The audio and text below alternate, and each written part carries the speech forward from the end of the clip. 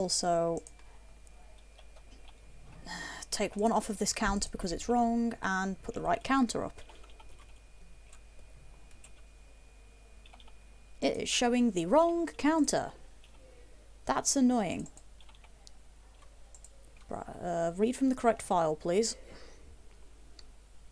I really don't get why it's doing this, but it's reading from the wrong file whenever I try and alternate between. Yeah.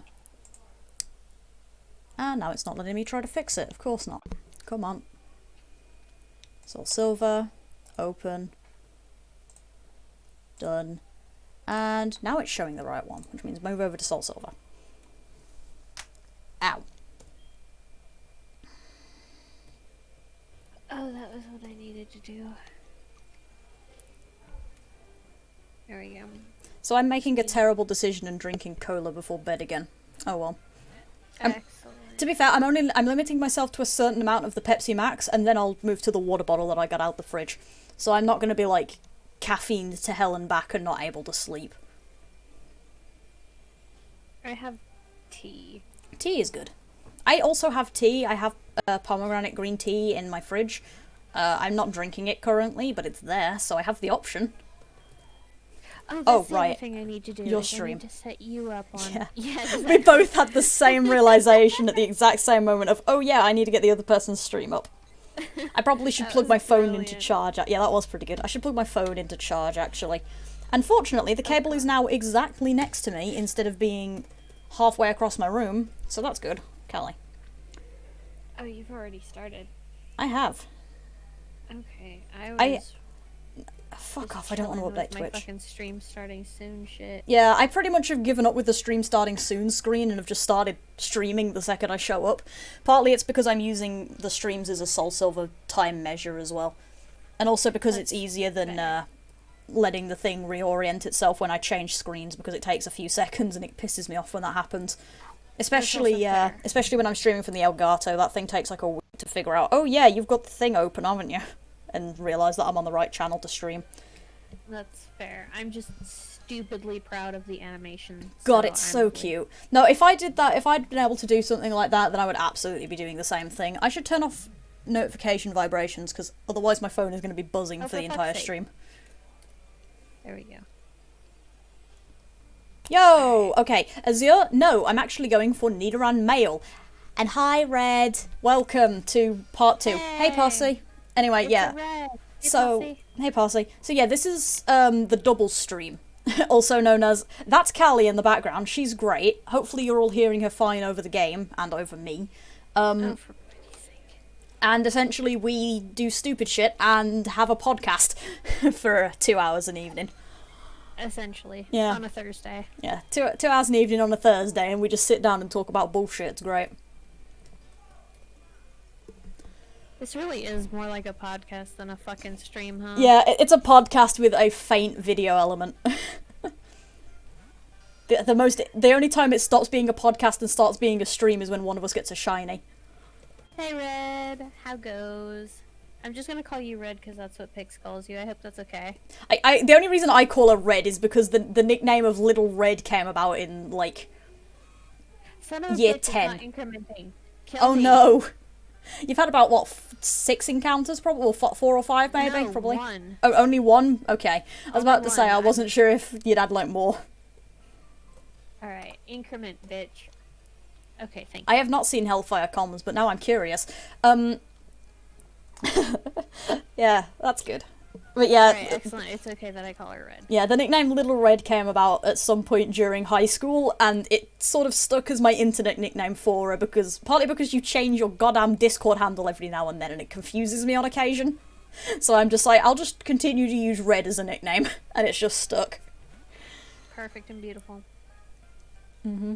So, we have now started the podcast officially, and there are people here who wants to hear a fun fucking story from this morning. Yes. Alright. Tell me the fun story. So, the story can be prefaced with, I actually slept well for once. So, I slept well. It's the first time I have properly slept decently since getting back to uni, because I'm now back at uni. So things were going great. And I woke up just a bit before the alarm that I'd set myself. Oh no, actually, I didn't set myself an alarm today, but I woke up at like a similar time to my normal alarm, and it was great. And I got up, got my phone, and was doing sort of like my early morning stuff on my phone.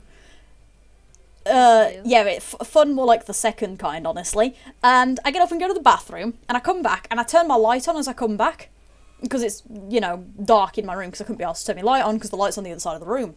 So I turn it on, and I go back to bed, and I get myself bundled up, and I pick up my phone, and I look up, and sitting on the ceiling, right above the end of my bed, is a nice big fucking spider. Oh, Sitting on the ceiling. And I don't mean big as in, like, big, but it's, like, the sort that is just big enough to be, like, really obviously visible, even though I'm a good, like, couple feet from it. Sort of thing. So, like, it's reasonably big. It's not particularly nice. Oh, that's the worst. Yeah, so I look up and I'm just like, oh, well, you're horrific. And I just kind of ignored it. I just continued on with my phone stuff, and it's really funny, actually, because normally I would have flipped the fuck out, but I just kind of stared at it and then went back to what I was doing on my phone. And then, a little while later, I went to the kitchen to get breakfast. And while I'm in the kitchen, I look around, and there's some of the beer pong cups still sitting about, because flatmates. So there's still some of them sitting about. So I was like, I'll steal that. And I go back to my room, and I put my breakfast down, and I get my notepad out, and I get the cup, and I put the cup against the ceiling, and I sort of slowly drag it along the ceiling, and it makes a fucking awful screeching sound as I try and get the fucking spider to knock itself against the cup and fall over, right? And fall into the cup. Wait. What just... What? Hold up. What? I just got... Someone just sent me a treat.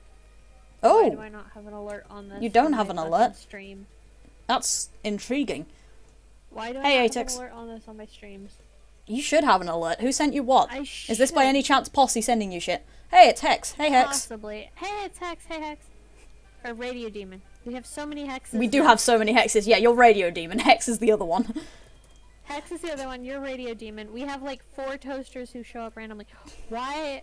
Okay, somebody sent me Okay, this is fine.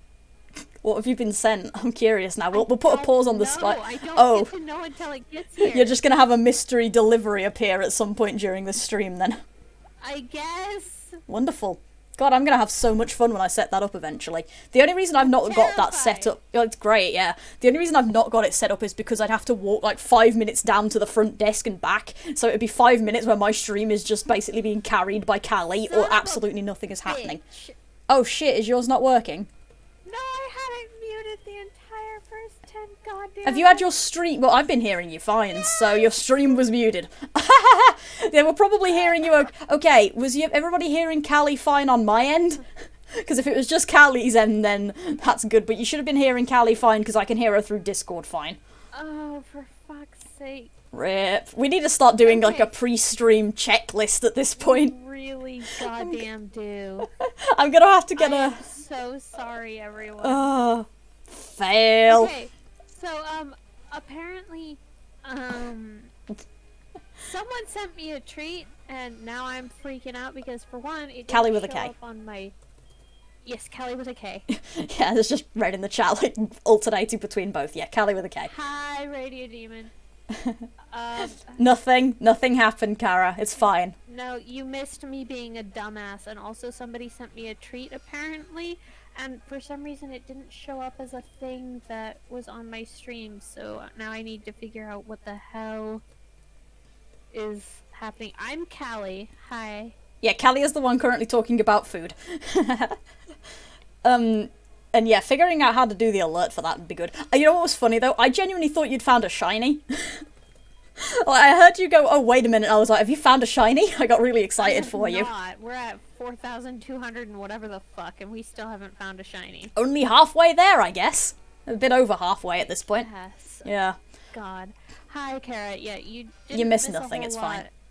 Except for now I'm afraid. Somebody sent me a treat and... Nah, I'm worried. Yeah, I'm very worried. Yeah. The main reason I've not got that set up is, because, like I say, it'd be like a 5-minute walk down to the front of the uni to pick shit up, and if I'm on with Kali, that's not too bad, because I'll just leave Kali to hold the stream down. But if I'm on my own, then that's like 5 straight minutes of on a break where nothing's fucking happening. So, I don't want to keep leaving people to deal with that shit. I mean, there's like 5 straight minutes of nothing happening when I have to go empty the dog. That's true. But yeah, anyway. So, to continue on with the story that I was telling before Kali got frightened by food, Yes. so yeah, I've got this fucking yellow cup, and I've got it pressed against the ceiling, and I'm dragging it along slightly to try and knock the spider off into the cup. And that shit isn't working. It's just making an unholy screeching sound at like 8 AM, and I'm so sorry to the people that live above me, but fuck you. Like, there's a spider on my roof. I don't know what you want me to do. Just take a bucket, slam it against the ceiling as hard as you can. Well, that's the thing. I had my notepad, like one of my notepads in the other hand, because I'm trying to knock it into the cup so I can put the notepad over the top of it and then drop it out my window. Except it's not fucking moving. And I'm just staring at this piece of shit that's sitting on my ceiling that also isn't moving. It's just existing there, and I'm like, can you not? And then it starts to move, and I'm like, okay, when I said can you not, I meant, like, can you get in the cup, not can you stop pretending to be dead on my ceiling, please. Like, that wasn't fun. And I still can't get it off. And I try again, and the fucker falls off the ceiling. I'm not disemboweling the dog! No disembowelment was occurring on this dog. But yeah, so the fucker falls off the ceiling. Except it catches itself on a bit of web. And I'm like, oh, a perfect opportunity to catch it in this cup, right? And so I try to catch it in the cup, and some fucking how it dodges. Despite the fact that I had put the cup so it would catch the fucking spider and press it against the fucking notepad, it misses, and I don't know how, because my depth perception is not that bad, so somehow that spider just learned how... Yeah, that spider just teleported out of the way, right? So I'm sitting here staring at it, and I just went, fuck this. And I walked off, I put the notepad down, I put the cup back in the kitchen, I ate my breakfast, I did Duolingo, and I just said, fuck it. And then a little while later... got a roommate. Well, no, because a little while later I sat my ass down and I kept looking behind me, looking at it, because it's just sitting there on the ceiling, and I'm like, I'm just going to look at it to make sure it hasn't moved and, like, crawled into the bed or something. And then after a little while, that pissed me off too much. So I took my boot off, stood on the bed, and just bonked against the ceiling with the boot. And was like, and it's gone now. So that was my adventure this morning, was just that. The thing that was really fun about it, though, was the fact that I had no panic whatsoever when I first saw the spider. I just sort of looked at it and went, oh, that's cool. But the fucking second I was trying to catch that thing, I was having a flip. It was awful. I did make sure it was dead. It was pressed into paste on the bottom of my boot and is currently living in the bin because I wiped it off my boot with a tissue. So it's very dead. You're so much more responsible than I am. I would have just left it on my boot, or left the smudge on the ceiling as a warning to other spiders. Oh no, there's still a smudge on the ceiling. I couldn't be bothered to go that far. But yeah, I'm not leaving that shit on my boot, partly because I rent this place and I don't want to have to try and clean the carpet, and partly because that shit was on my boot and I was wearing those boots. Because they're I have slipper boots, basically. So they work for, like, outside perfectly fine, because I've got good soles, but they're basically supposed to be for around the house, and that's what I wear them for, partly because of physiotherapy, and also partly because, especially at the beginning of the year, the floor was fucking sticky all the time from the alcohol. I did make sure there are no necromancer spiders. But yeah, it's like, because there was parties going on, like, every night, and there was obviously spills and shit happening, and beer pong and stuff, and it was like, there was just, the floors are just sticky, and it was just gross. Ew. And it's like... It's disgusting. Yeah, so I was very consistently wearing my boots the first term, and then I continued to wear them when I got home and spent my second term at home, because I have a special insole for my boot that is to do with my physio stuff. And I've just obviously continued to wear them now that I'm back here at uni. Because while the floors are not that bad, they're still pretty fucking sticky because my boot keeps sticking to them on occasion when I'm trying to cook. Yeah, boots were made for stomping. They were also made for very slowly squishing a spider against the ceiling. I mean, honestly, if it was me, I would have been, like, on the bed with a book, flatten my hands above my head, and I would just jump on the bed until it died. I was tempted, but, like, the way that everything is laid out is I'm actually tall enough that I could just stand on the bed and poke it, so it was fine. Like, if it had been anywhere other than on the, like, literally directly above my bed, I would have been pretty fucked and had to, like, climb on a chair or something, and it would have been a bit more dangerous, but, like, it was literally right above the bed. No, that's fair. plus you're tall, so... I'm not that tall. I mean, I'm taller than you, but... Me. Yeah, I'm taller than you, but I'm only like 5'6", 5'7", I think.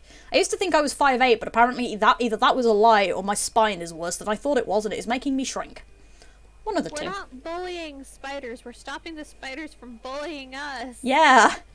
Like, no bully spider. Make spider no bully me first. It's rude. But yeah, so that was my wonderful adventure this morning. That is a fantastic adventure. Yeah, it was great. Oh, okay, so the thing sent me an email. Apparently it was Posse. It was Posse. So does it say what food you're getting, or does it just say that Posse has sent you a fucking disaster? He sent me bow! Yes.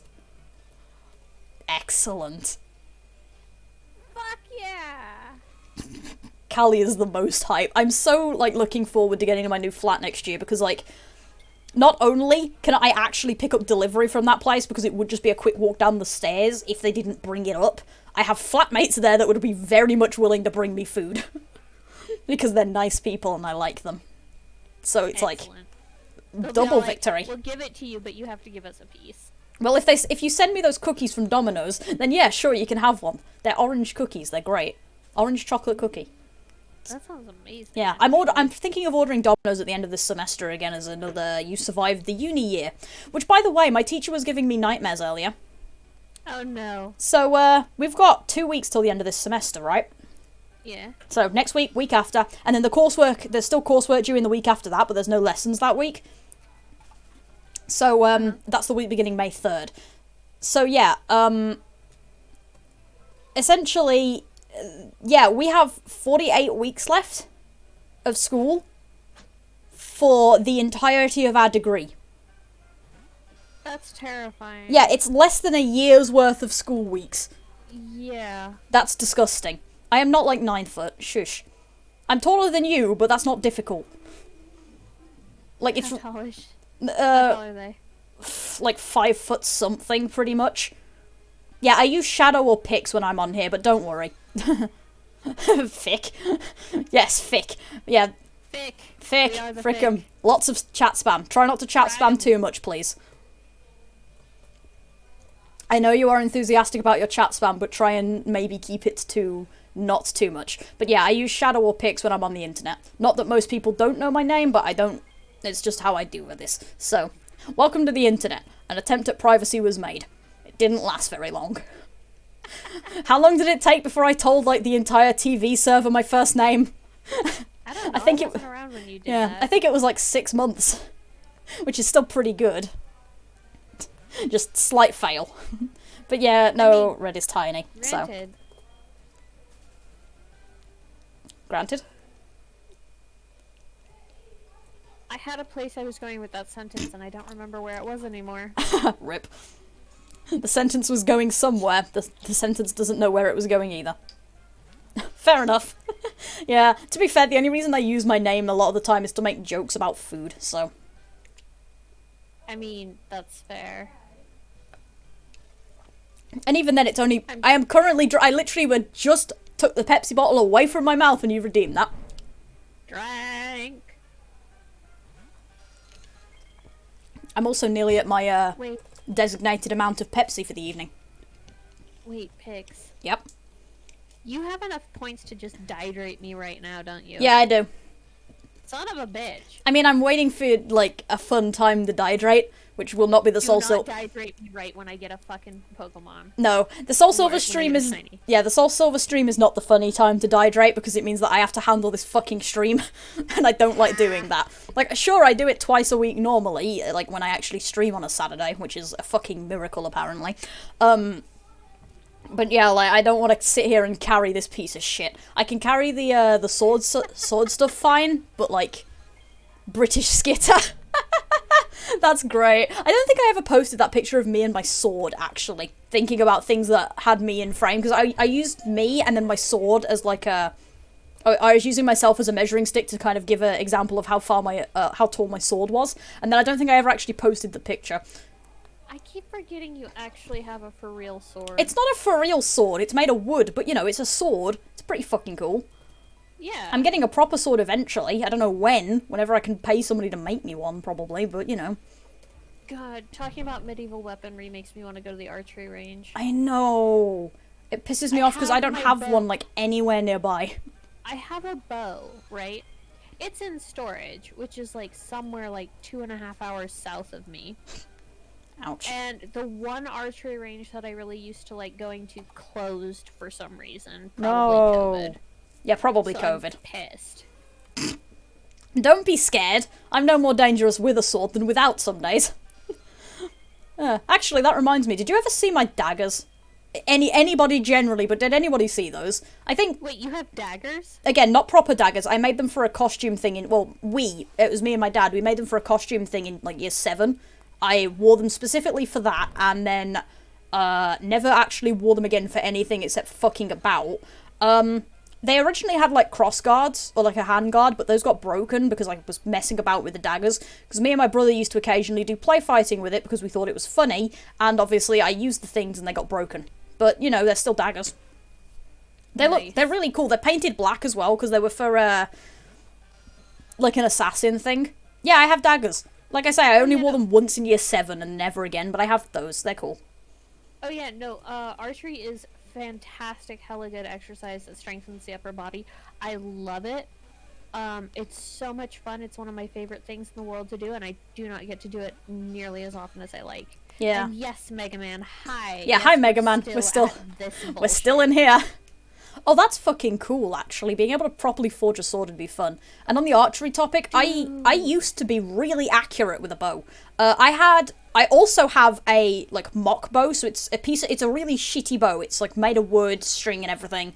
It's really terrible, because it's one of those that's, like, flat for storage. So it's, like, a straight piece of wood with a string on it, and then you have to curve it yourself when you're firing. So it's a terrible fucking thing. But it had, like... dart arrows, so they had like suction cups on the end, and one of the most entertaining things to do was stand at the because my hall's quite long, we'd stand at the end of the hall with the door, fire down the hall at the wall on the other end, and like I had to try and not hit the picture as well, which was fun because the picture was like pretty fucking close to where I was aiming a lot of the time. So like I was always shooting down the hall, or we'd put like targets in the garden and let me shoot at stuff. I haven't done it in fucking forever, but I used to be a really good shot. I'm not bad, but Posse, yes, you should definitely get a good compound bow. I could not in a million years tell you what a good compound bow is. I got my bow off of eBay, and I bought it because the picture made it look like it was blue, and I was like, oh my god, it's a blue camo compound bow, fuck yes. And it's not $300 like a proper fucking wooden recurve is. Excellent. And then it turned out to be grey. I was about to say, it wasn't blue, was it? it wasn't blue. It turned out that the only reason it was blue was because they were taking the picture under a blue tarp. So the light filtered through the tarp and made it look blue. And I was very upset about this. Rip. But you do have a bow, so... I do have a bow, and it's a very nice bow. Yeah, not quite a net loss. Baby strength. Yeah. But yeah, like, I used to be a really good shot, and then in, like, year 6 of school, we went on a residential for a week. This is the same residential where somebody pushed me off of a raft, so I sank the entire fucking thing, in case you were wondering. This is the same one that I pull that story out of every now and then. Wait, what? I've never heard this story. Are you shitting me? I've told this a billion times. Right, let me tell the archery thing. Heard this story. Yeah, so on that residential, there used to be there was an archery range, and I was like one of the only people in there that had actually shot any sort of bow before, even if it was one of those shitty like recreation things that you get from like castle trips. But like I was a good shot. They put balloons on the target, and you got to pop the balloons, and like I was one of the few people that was accurately aiming with this thing, despite the fact that I hadn't really like ever shot a proper bow as compared to like this piece of shit. I had so much fun because I was one of the few people that could aim the fucking thing. Nice. So this residential actually has brought 2 stories that I pull out from time to time. The first was my first incident with like a climbing thing. There's a specific name for it and I've forgotten what it is, but there's like a climbing thing where you have to climb to the top of a pole, and then you have to jump off and grab like a triangle at the top of the pole. There's a really specific name for it and I can't remember what the hell it is, but it's really fun. And I've done it all of twice. Well, technically 3 times. I did it twice at that camp and then once at a different camp. But the first time I did it, because you're like strapped in and everything, because it's fucking tall. So the first time I did it, I was climbing up and I got to about the top, and couldn't quite figure out how to get on. This was back before I had back problems that meant that I can't do this sort of shit properly nowadays because everything hurts when I do it. Although, to be fair, if I ever get another chance, I'm so trying. And I got to the top, and I'm trying to, like, negotiate my way about on these really small, like, hand and foot holes to be able to jump up onto the platform at the top so I can make the jump for the triangle. And I fell off. And so I'm floating right at the top. I'm one of the first few people to do it. And people are, like, getting ready to pull me down, and I shout back, "Don't you dare!" Swung myself back on and finished the climb. And I have never been more proud in my life of something stupid, but that was one of the best moments I've ever had, because it was really cool looking, apparently, from the ground. Oops. That's amazing. Oh, hey, that's cool, Posse. Oh, that's so cool. That's really cool. Yeah, that's awesome.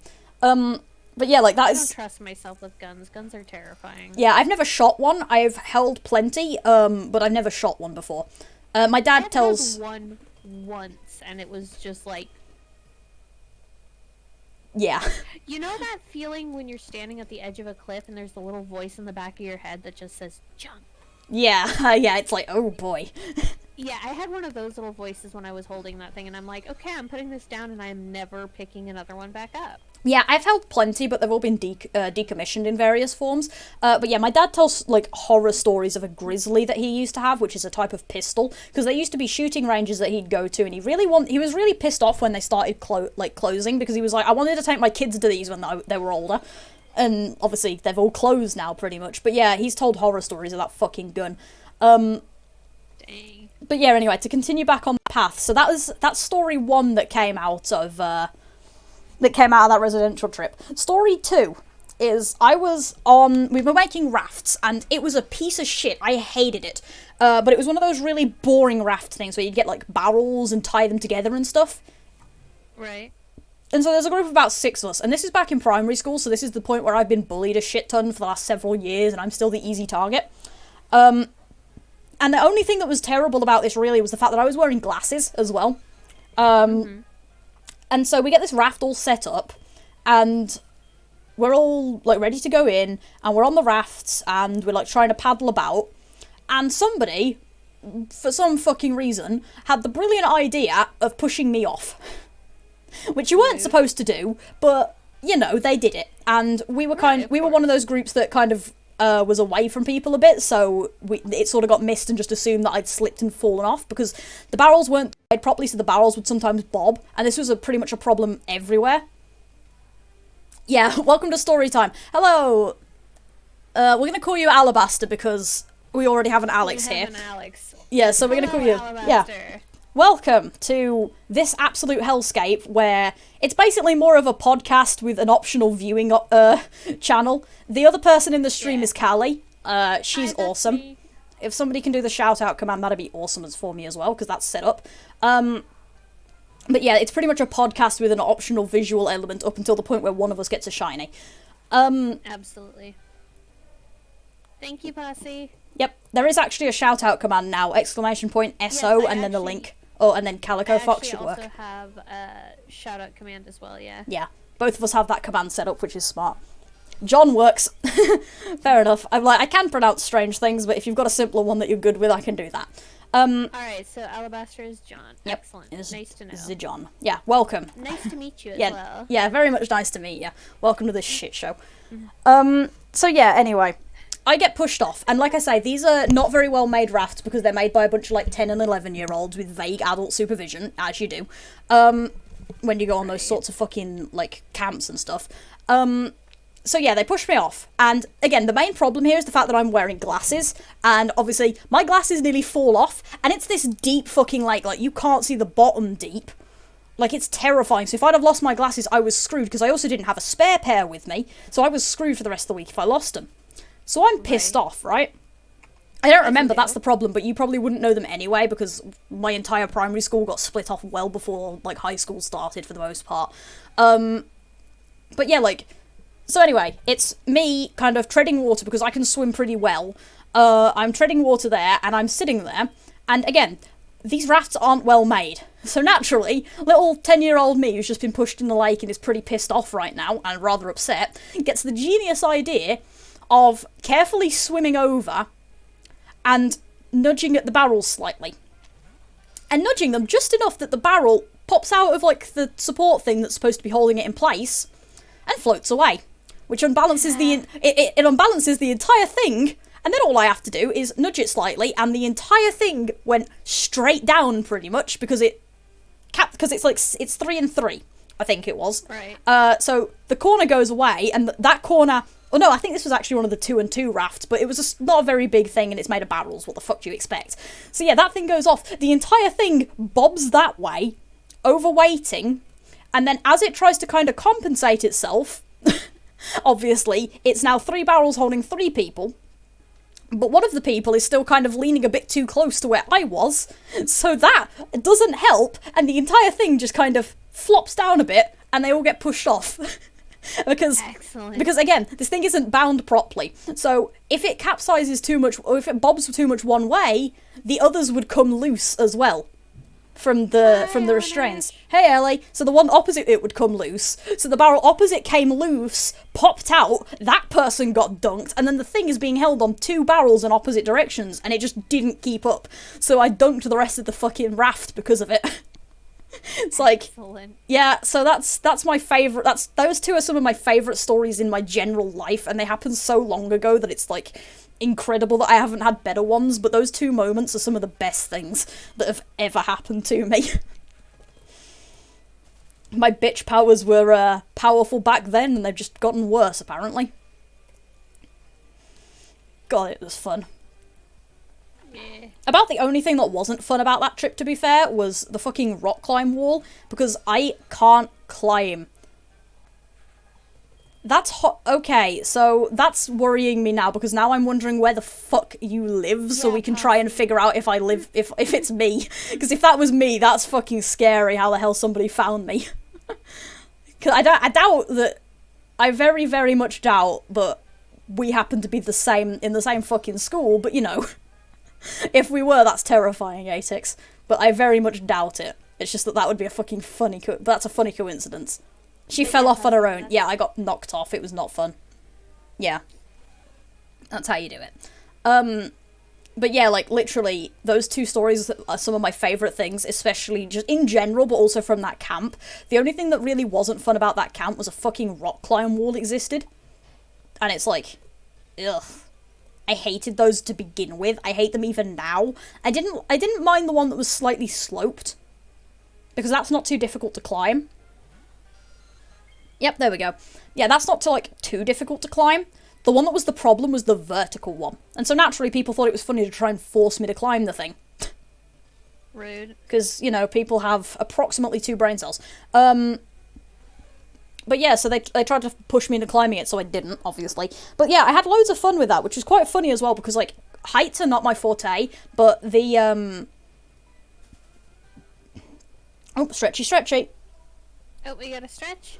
Hell yeah. Yeah, we are very definitely not anywhere near the same sort of place then, because I'm British. So, definitely just a weird coincidence rather than some fucking how it was me from that story. But yeah, like, the abseiling was fun, that pole climb thing, whatever the hell it's got a fancy name, and I still don't remember it. I'll probably remember it when the stream ends, knowing me. And then there was a zip line as well. It's like, all that stuff was so much fun, despite the fact that I hate heights. And it's just like, yeah, okay. But the one thing I didn't like was the stuff that involved the swimming. Although that was partly just because, yeah, that's fair. Bit too much of an age difference for that to possibly be the same story then, which is a bit, yeah. It's just a weird fucking coincidence in that case. Thanks for the follow, John. Woo, follows, those are good. Alexander Alabaster, yes. Yep. Thank you very much for the follow. Yeah. Callie does more varied streaming than I do, in that she will play a lot of things. I do shiny hunting in Shield on Tuesdays, although that's only continuing for the next couple of weeks until Pokemon Snap comes out. I do this on Thursdays, pretty much every week unless one of us is ill. Oh, and thank you for the follow on my end as well. I wait for that to pop up. I still need to move that because that's cutting into the goddamn odds box again.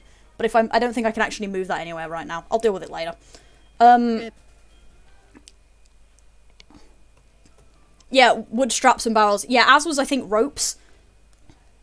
Yeah, but yeah, I do this on Thursdays, the Shield Shiny Hunting on Tuesdays until Snap comes out, and then on Saturdays, sometimes, I will play Pokemon Mystery Dungeon Blue Rescue Team. I haven't done that for like 3 weeks now because I was sick, and then something else happened, and then last week I was moving into uni. So, everything has just been a bit of a train wreck with that, but hopefully I'll be back with that this weekend, which will be good. Yeah, my streams tend to be kind of a crapshoot. It really depends on my mood. I do like to try to do chill streams on Friday, so that'll either be Minecraft or Moonlighter or something, you know, calm and chill that people can just kind of nap to if they feel like it. Because I feel like, you know, the week's been kind of a bit of a shit, so why not take Friday to relax? Mondays and Tuesdays are kind of whatever strikes my fancy. Recently I've been on a bit of a Final Fantasy and Neverwinter kick. And then Wednesdays I take off, and Thursdays is, of course, this with Pix. Yep, I took over this streaming slot. This used to be on Saturdays in replacement of the Monday streams, but then we've moved it because of D&D. So I now stream earlier on a Saturday, and then go to D&D, and then Callie actually has the day off so she can deal with the D&D shit. Favourite Pokemon? Okay, that's fun, because technically Vulpix, but also I'm very fond of Dratini. But Dratini was my favourite for a long time before I took the Vulpix nickname, actually. I took Vulpix and then the favouritism kind of came in, funnily enough. I think if it came for types, though, it would probably still be Dragon-type, because Dragon-type is still one of my absolute favourites. Either that or Fairy, which is obviously a new thing.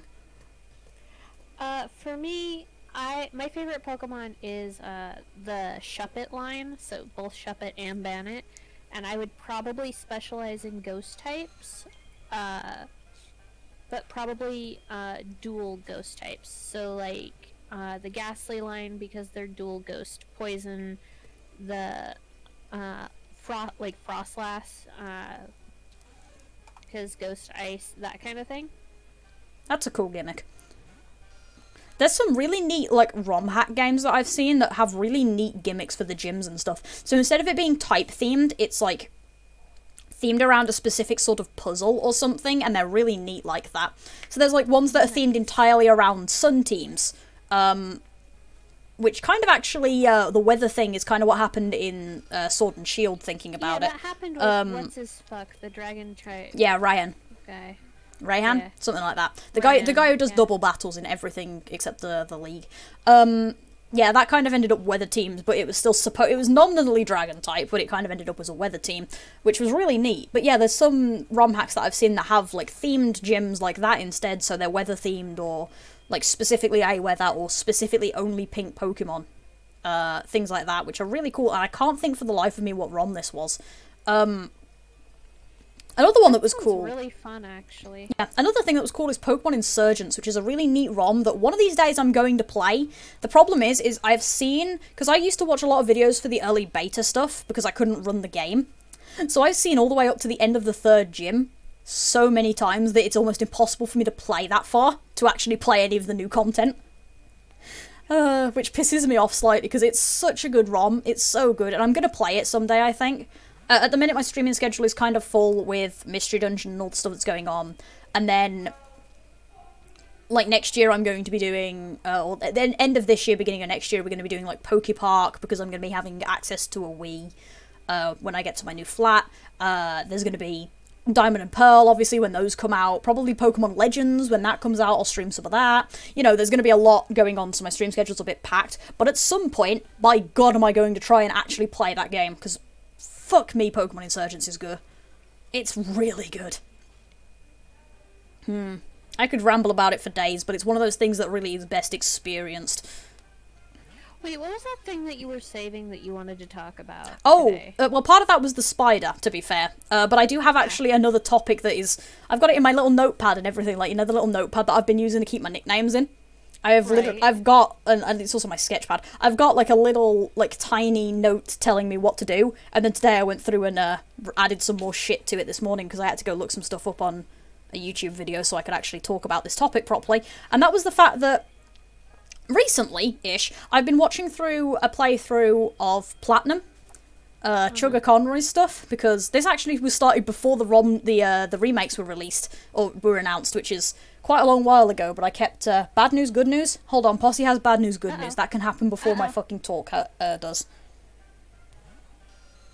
Bad news, good news. What's up?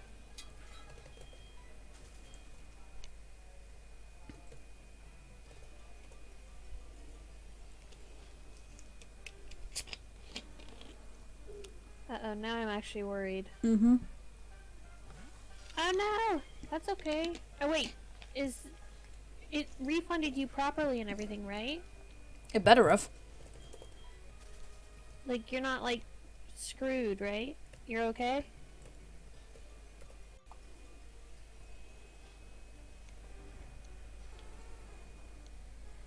I'm also now cutting myself off on my Pepsi for the evening, so I'm not downing too much caffeine before I go to bed. So, That's fair. put that out of the way. Ooh. Wait, really? Well, that's cool. Hell yes! Yumbos are amazing! Yeah, that's great. I was about to say, like, I hope the refund went through okay, but it's apparently not, because you're getting other food instead. Dude, Yumbos are so good. I'm gonna take a picture when it gets here. Excellent. Like, I don't know if you Ow. know what a Yumbol is. Not particularly, because it might be something that's, like, exclusive to that restaurant or something as well, so... Well, I mean, the place is called Cafe Yum. Yeah, I don't think we even have those things in here, so... Which is a shame, because Okay, that sounds so cool. It's basically, like, it's a bowl of rice, and it's got this sauce stuff that tastes like chicken, and it puts the sauce stuff over the rice, and then it's got black beans and salad-y type stuff, like avocado and stuff on top of it. Ooh. It's freaking amazing. I'm slightly jealous now. All I've had to... I literally, today, I had salmon, which was a fucking adventure in cooking, and, like... easy. Wait, how did you do it? Because I thought that you were, like, trying to put water and stuff on it. Yeah, Like, okay, the so... fuck? This is the story. So this happened last night, to go through the full story. My mum is trying to tutor me in how to do the salmon. And she's like, so you wrap it up, like, in a little, like, really loosely in a thing with tinfoil, right? So a little tinfoil package, and you put water in it, and you close the tinfoil so it steams. And I'm like, Oh, yeah, that won't be happening until, like, September. But I will be signing up for that shit. Because that way it's easier to get food when it's delivered. Because they can't come, like, further on site than the front gates. So I would have to walk there and walk back, and that is, like, a good 5 minutes, assuming I'm not, like, sprinting down there. So yeah, next year when it's my other flat, it'll be a lot better. Alternatively, I would do it at home, but then, like, people are at home, and I don't want to have to deal with people asking, why the fuck are you getting food delivered to our house? Like, it's not even my fault, it's the internet, and, like, that's probably worse. I don't want to explain that shit. I don't have to explain why there's your a mom Domino's would knocking on the door. probably absolutely lose her mind over that. My dad would probably lose his mind as well, so don't worry about it. Like, both of them would go bananas. My brother, meanwhile, would just be trying to steal some food from me, so he'd probably be the Your only one who brother wouldn't would be all bothered. Like, wait a minute. You can do that. You can get free food from streaming. How do I start streaming? Yeah, like, literally, that would be his reaction. He'd just be like, okay, teach me what to do. But yeah, so, literally, she's like, wrap it in tinfoil, and then you put some water on it, not too much, just a bit, but she doesn't measure how much a bit is, she just says use your little measuring cup spoons that you have, and just put some of that in, and then you put it in the oven at about gas mark 4.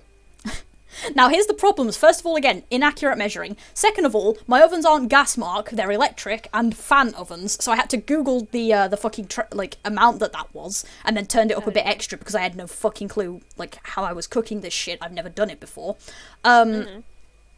And then I'm like, well, I don't have tinfoil. But what I do have is an Easter egg. So I got the Easter egg out, and I put the Easter egg in a freezer bag, and put that in the fridge, and then took the egg's foil, and put that on the side to use for the salmon. Sounds legit. Yeah, which Also, was kind of Alex, great. That sounds perfect. Yeah, that does sound quite good, actually. I do have I have, like, an omelette thing, which is great. Wait, did she give you salmon that didn't have the skin on one side, or? It had, like, a bit of it on the bottom, but the rest of it was de-skinned, or whatever the fuck the wording is for that already. Peeled. Yeah, it's been... We peeled the salmon. Yeah, the salmon is peeled. Because it's this special, like, weird sort of salmon that's, like, chili salmon, or whatever the fuck. Which is really neat, actually. I quite like it a lot, but it was just kind of there, and it was just sitting in my fridge, and I was like, I'm going to use that. But yeah, so I stuck that in, and I cooked it for like 16 and a half minutes or something. It was ridiculously overdone, really. And then made way too much fucking rice, which I managed to fuck up again because it got stuck to the bottom of the pan. Slightly too much water, I think. Or possibly too much heat. I'm not really sure what causes that. The only thing that came out right was the steamed veg, and that's really easy because it's microwavable, so I just shove it in the microwave for 3 minutes and it steams. It's great. See, I thought you were baking it, and I was like, the fuck are you baking it with water? But if you're trying to steam it, I've never done steamed salmon before. Yeah, it's actually really nice. I don't think I've ever actually had it baked thinking about it. Unless I went to a restaurant or something, which I haven't done in fuck all forever. Also, hi Hex! Baking is... Oh, hey Hex! Baking is pretty much the same as what your mom had you do, except for instead of putting it into a little packet with the foil, you just put it on top of the foil, and then you put, like, a little bit of lemon salt or lemon pepper and garlic salt on top of it with a little pat of butter. Ooh. And then you just bake it. Excellent. But yeah, so that was my adventure for today, which I used a fucking Cadbury's egg wrapper to make salmon, which is really great. That's fantastic. But yeah, so now I'm jealous of your food. Anyway. Ooh, Sorry. quiche. Quiche is great. Quiche. Don't be sorry, Also, it's not like I couldn't do this to myself. Steamed and baked salmon sounds good, Mega Man. Mm-hmm. I like salmon. It's one of the few fishes that I actually like. Yeah, salmon is good. I'm fond of tuna as well, but like... Wait, what? What? Bourbon and brown sugar salmon. Okay, What that's the interesting, and I'm curious. I am curious as to how this works. That's a very interesting quiche. I like that. Bacon and broccoli. I will take the bacon and leave the broccoli. I'll take Thank both. You, Posse. Yeah. You can have my broccoli. Okay. But yeah, anyway, so the original topic of all this, actually, amusingly, this segues really well, because, onto the chugger thing, right? What the video that I was specifically watching that was a couple days ago, and I went back to it today, was a cooking video. Because during the Platinum playthrough, after the gyms, he goes back and does, like, multiplayer events with people. He gets guests in and does multiplayer. And the one that I'd seen after the 6th gym was puffin making. Puffins! Yeah, and that was the thought. I saw that video and went, shit, there's going to be puffins in the new games. And, like, this is a thought I've had before, and I think it's even something we've aired on these streams before, where we've gone, like, damn, there's going to be puffins. We can get together and make, like, a group for the puffins and stuff, and because you get... Because one thing I learned while I was watching that video as well is you get better puffins, you get more puffins the more people are doing it. So if you're making it on your own, you'll only ever get 1 per batch. But if you're doing it in a group of, like, 5, every person in that group gets 5. Dude. So, like, literally, all of us could hook up into a puffin group and make really good puffins. But here's another thing.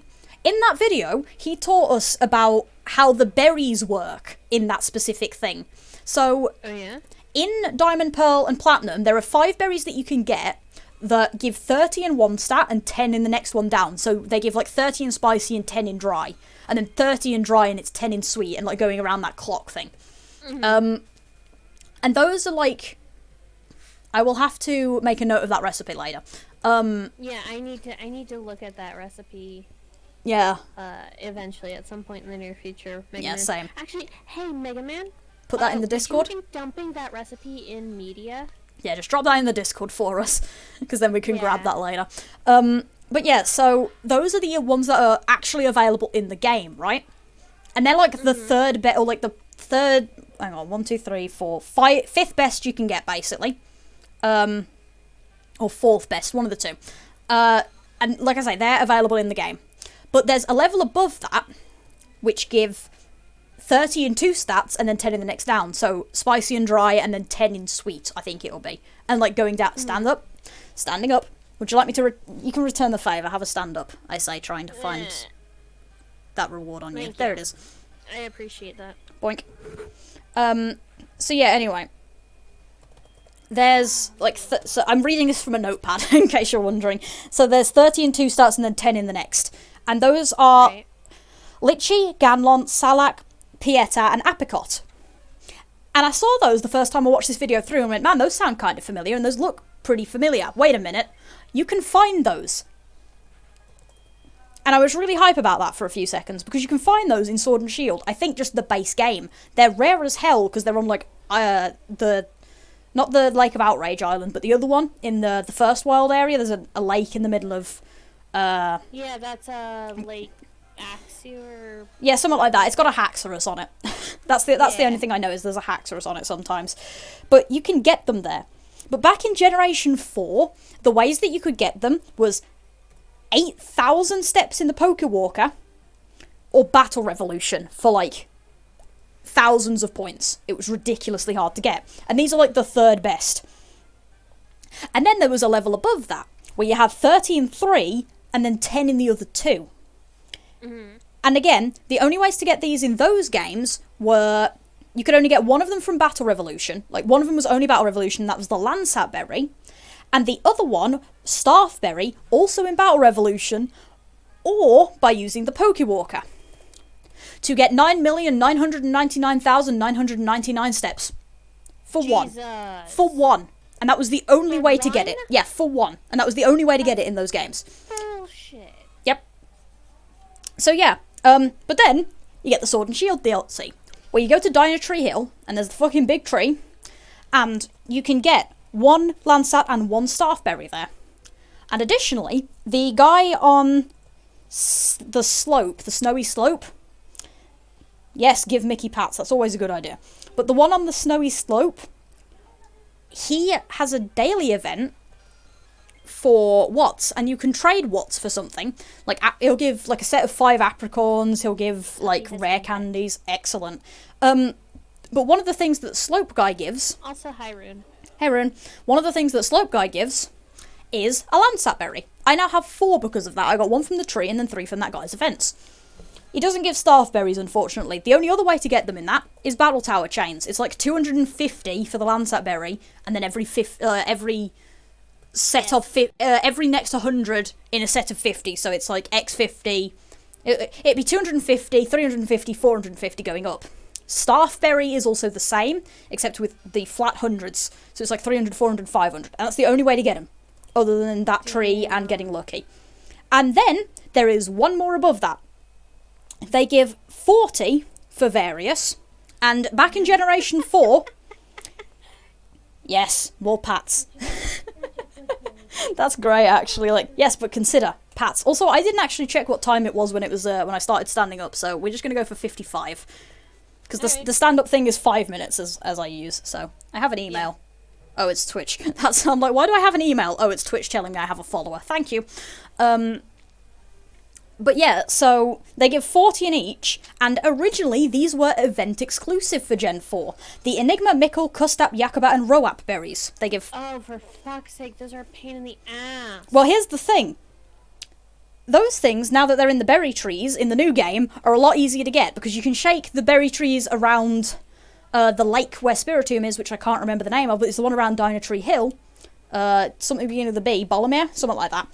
You can shake those trees and you can get them. They're rare, but they exist. I have like 10 Custap berries and nearly 10 of the others. Like 20 Enigma berries.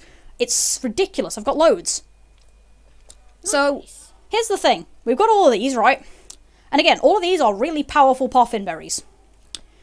Now I'm going to introduce you to another thing in Poffin making, which is the better berries that you use, the better the chance of getting something called a mild Poffin. It's... at least in the old games, it was like a yellow colour, and that thing boosts every stat. And in order to get it, you have to use 1 berry from every attribute, which means that if you were using a group of 5, or if you wanted to use only... Hey! Atix for the follow. Follower from Atix. Excellent. Thank you very much. Yes, also thanks from this end for Kali's sake. That sentence didn't quite come out right, but we'll pretend it did. But yeah, so if you were using, like, only 1 attribute berries, you'd have to get 5 people to do it, which was really difficult, put it that way. Mm-hmm. But, obviously, if you've got those more powerful berries, which give multiple attributes in one, it was a little bit easier to do, because you could just stack those berries in and you'd be able to cover all the attributes with, like, 3 people. Right. Of course, first of all, we're going to have a lot more people to do this with. So it's probably a lot easier to hit the multiple attributes to get a mild Poffin. And you'd get 5 because it would be 5 people doing it. Or 4 people, or however many people would stack into a party. Because we don't know what the limits are going to be yet, but I think it used to be 5 to a group, so it might be the same. It would be the party leader plus 4, I think.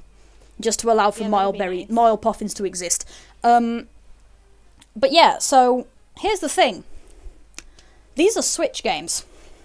And here's where my thought train went with this. I was thinking of the mild puffins, and I was thinking of the berries I had. And then I realised these are Switch games.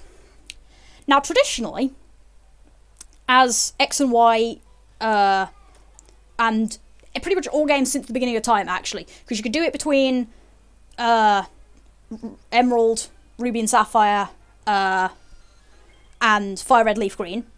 You could trade. Diamond, Pearl, Platinum, Heart Gold, Soul Silver, you could trade. All the Black and Whites, trade. X and Y Auras, trade. Generation 7, you can trade. So, going by this basic pattern, you will be able to trade between Sword and Shield and Diamond and Pearl. There will probably be some sort of limit in place that means you can't send Pokemon that don't exist in the Sword Shield decks to Sword and Shield from Diamond and Pearl. And assume there's probably going to be some limitation the other way as well. God knows how that'll work, but under this consideration... Woo! I'll get the next encounter so I can move my chair and then sit down. Under all of this consideration, do you know how you can send items via trade? Yeah. You know how Diamond and Pearl has that thing known as growing berries manually in the overworld due to the fact that, you know, you need them for puffins? Yeah. Are we maybe getting what I'm laying down here? Oh, yes. I'm definitely picking up what you're putting down here. Yep, essentially, I will trade via... because I only have one Switch, I will trade via a third party, like Kali, all of those berries up. I will plant those berries, I will grow those berries, and I will happily trade them to other people. Absolutely. And then, all you have to do is plant and grow your own. Mm-hmm. And it's like... And then just make sure you never use the last one. Yeah, just always make sure you have at least one berry plant somewhere in the world that has it, and always make sure you have at least one somewhere. If necessary, catch a shit ton of Bidoof, name them for the berries, and give them the berry to hold, and then shove them in the PC. I mean, yeah, that makes sense. Because that way, you always have one. And just don't ever let that fucking Bidoof get into a fight that might use the thing. And you just do that. But yeah. Introducing a method of essentially getting infinite of those really powerful berries. Mm-hmm. And therefore making the fucking Puffin minigame a hell of a lot easier. Hell yes. But also Puffins. So who's looking forward to contests, everyone? Yes! Okay, but also, I have to just... One of the things I hate about the whole stand-up thing is it lets me see the top of my tower, and I hate it. Oh, rip. The top of my computer tower, it's so covered in dust. No. It's covered in dust. There's spider webs. I have to dust the top of it so much. This is gonna drive me insane. Oh no. Rest in peace. Okay, now we can go back to gushing about contests. Yeah, because essentially all I was... literally, this was a really, short train of thought that just kind of speed-barreled itself the second I realised, hey, wait, I get these fucking items. I'm gonna clean it as soon as this stream is over. Good plan. Because this is gonna just drive me bonkers. Okay, I'm sorry. No, it's fine. Bitching about computer stuff is an absolutely good reason to interrupt. But yeah, literally, this was a really small thought the first time I saw the Puffin thing. I was just like, oh hey, Puffins will be coming back because of the remakes. And then I suddenly realised... Drank? Do not dihydrate. It means I have to... it means I have to carry a stream alone. At least don't dihydrate during the first Thursday stream we've managed to have since we invented dihydrate. Yeah. Which came about during a Thursday stream, so... in theory, that is technically the perfect poetic justice for the fucker, but please also don't. It would actually be hilarious. Yeah, perfect poetic justice, but also we'd like to continue our gushing about the Diamond Pearl stuff. Actually, I wonder if what we should do with Dihydrate is make it so that it immediately ends this stream and makes us start a new stream with a different game. We could do that, yeah. That could work. Because that way it's not like, oh, stream's over, everybody go home. Yeah, it's like, okay, end this one, I'll start again with a new stream in a few minutes. Yeah, it just has to start a different game. Yeah, that could work. I'll probably modify that tomorrow morning then. Yeah, I think I will too. Probably while I'm uploading, which is going to be really fun considering I'm going to be on the fucking Wi-Fi instead of connecting to the cable internet, because I'm streaming via the cable. For this, the Ethernet. Hey, Carmen. Hey, it's a Carmen. But yeah, like, literally... Posse is more of a fan of that, I Okay, hear. I'll change that tomorrow while I'm uploading my fucking video then. Yeah, oh good, change it it is. after the stream. I just looked over then, like, it is recording, isn't it? Oh god, that would have sucked. Well, to be fair, if it wasn't, I'd just connect to the Ethernet tomorrow and download it from Twitch instead, and then upload it again. Oh, yeah, no, that's But fair.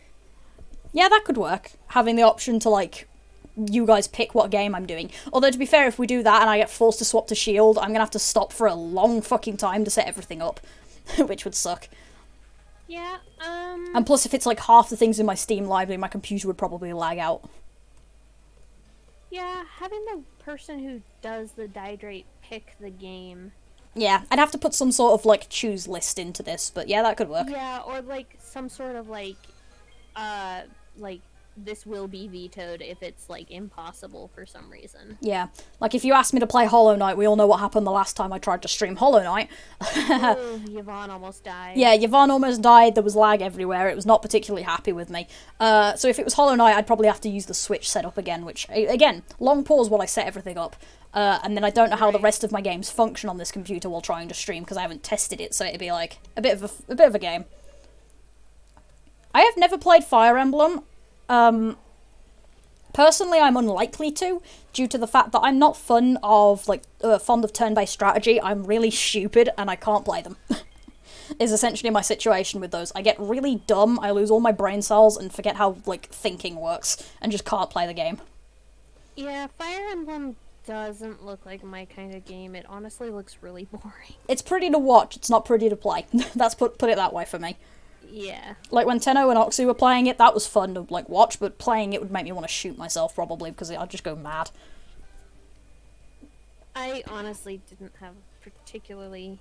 I don't know. It's great that other people can enjoy it. That Yeah. I can enjoy. Yeah. But yeah, on the Poffin thing, it was really fucking funny to me, because it was literally a passing thought of, man, we're going to be able to do those in the remakes. And then suddenly my brain kind of came back to it of, like, there's going to be a lot of us doing that, so we're all going to be getting a lot of Poffins. Because I remember doing that when I played it myself, and one, I had a shit ton of fun, but two, I was always pissed off because it took forever to get enough Poffins to actually do anything. Because obviously I was doing it one at a time. Final Fantasy That sounds Tactics. great. Oh, something that makes me wonder, though, about the Poffins. Mm-hmm. Awesome! Sorry, I just got a notification that, apparently, the food's on the way. Woo!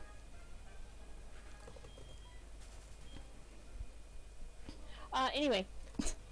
That makes me wonder if they're gonna bring back stuff like beauty-based evolutions, like for Phoebus. Yeah, which is the only Pokemon that does that. I actually really liked the Oh yeah, it's beauty-based so evolution. cool. Like, yeah. that was a really neat little thing to me. Because it was like... It kind of was like similar to Magikarp, but not quite the same, and it made me happy because it was like... It just made me really happy because it's like, this is the ugliest Pokemon I've ever seen in my life. But if you treat it well and you make it feel beautiful, then it evolves into one of the most gorgeous ones that exists. It's so good, I love it, and I really hope that comes back because fuck the Prism Scale. God! Really, fuck this Prism Scale. Prism Scale is, like, that's what? Gorbis? Yeah, Gorbis uses the Deep Sea Scale, yeah, which is really similar. Oh, yeah. Which, was the Prism Scale Prism just Scale for was for Feebas? Milotic, yeah, it was the Feebas Milotic thing. Ugh. So, It's so stupid. I really liked the beauty-based evolution. yeah. So you might be wondering why that sob happened, but first I'd just like to lead you through that thought train just very quickly. It literally went, man, Poffins are coming back, that's cool. Man, we'll be able to do them in groups this time. That'll be really neat, because I never had the fucking friends to do it in real life, and I didn't have a decent enough internet connection to do it via the multiplayer like that, so I always had to do it one at a time, and it was a bitch. And with shitty berries as well, so they weren't good. But I got really good at doing it, which was fun. And then I went, wait a minute, rare berries? And then I went, like, kind of back for a few minutes, and I went, I have, like, every single one of these berries in Shield. That's neat. And then I continued on, and then it came to me, like, 2 days ago, and I was like, I wonder if you can put items onto the Pokemon you put in Pokemon Home. Because if so, I can attach the berries to a Pokemon Home Pokemon, put them in Home, and then transfer them out into Diamond and Pearl again. And then I was like, Nice. that's cool, I should test that, and then went about my day. And then I had the sudden fucking... Hi, Septile. I had the sudden realisation of, Hey, Septile. these games are the same generation. I should be able to just trade them. Which all that means is I need to get somebody who I am willing to just trade these berries to that I believe will actually, like, go and plant the fuckers. And I'm like, well, I've got Kali, I've got, like, 80% of this Discord, honestly. I could just trade them the Staffberry, because the Staffberry is the only one I have one of.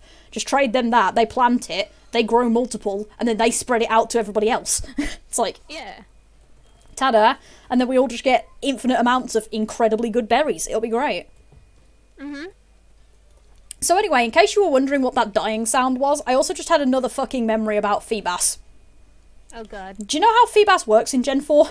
It's specifically Diamond and Isn't Pearl. it in, like, one particular square? It's, yeah, of it's... one So it's the area? same as Emerald. So Emerald and Ruby and Sapphire had Route 116?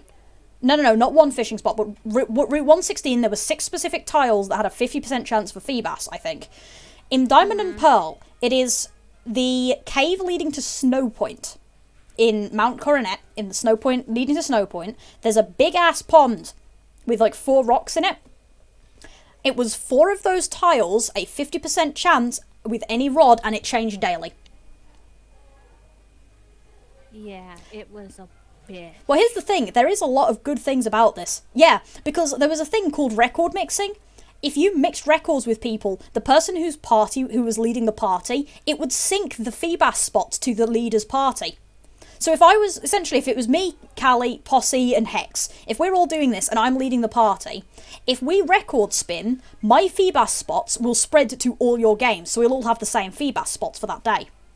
So what we could do is you could split it into quarters, so each of us take a quarter of the lake and fish twice at minimum in every single spot. One of us would find Feebas and we just tell each other what spot it's in.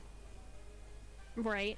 And it would work fine. But the problem is that when you are like a 5-year-old with no fucking friends, you're not finding that.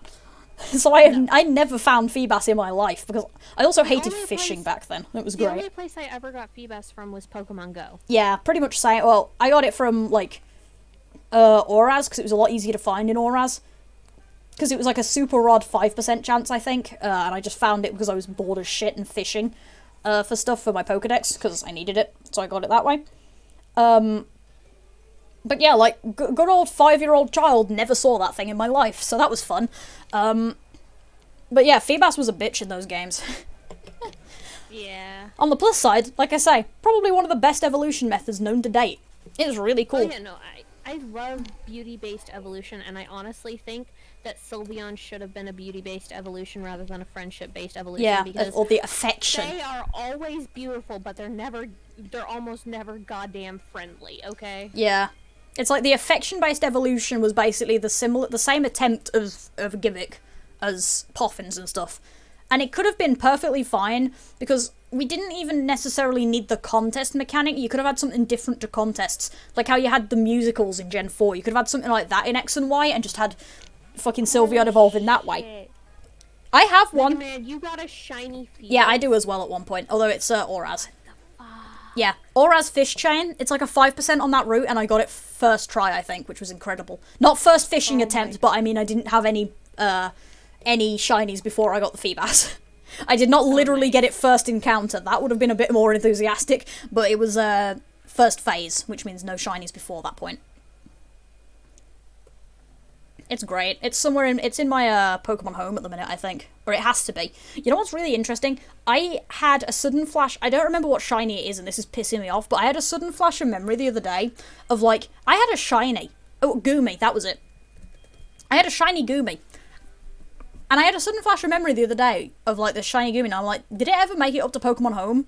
Where the fuck is it? And I've still not checked to see if it's in Pokemon Home. Hold on, I think food's here. Oop. I'll be right back. Boof. Okay. Boof. Mickey. Mickey says, go get your food. Mickey does the boofing. Much boof. Yeah, Shiny Milotic is one of the best fucking shinies, and I keep meaning to hunt it in Shield. I keep meaning to get around to it, but at the minute I'm doing legendaries, and I'm going to be doing basically exclusively legendaries once I get this Spiritomb, because I need to get all of the Reggies for the end of the Reggie quest in the DLC, which is annoying as shit. but it means that you're going to be exclusively seeing fucking runaway hunts for a little while, so I hope you enjoy looking at that. I also hope you enjoy the Reggies, because, Jesus Christ, that's what you're going to be getting a look at. On the plus side, assuming I continue to get lucky... We have food.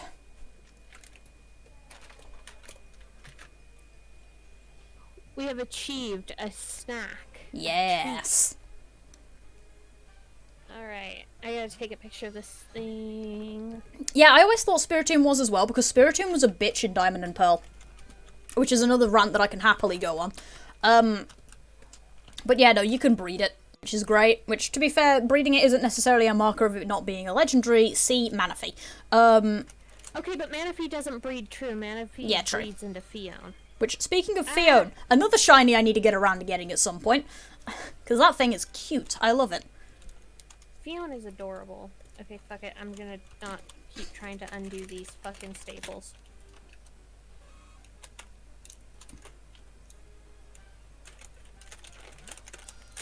Oh, Rip Sceptile. Yeah, because Spiritomb had a really interesting thing in those games. I'm just gonna...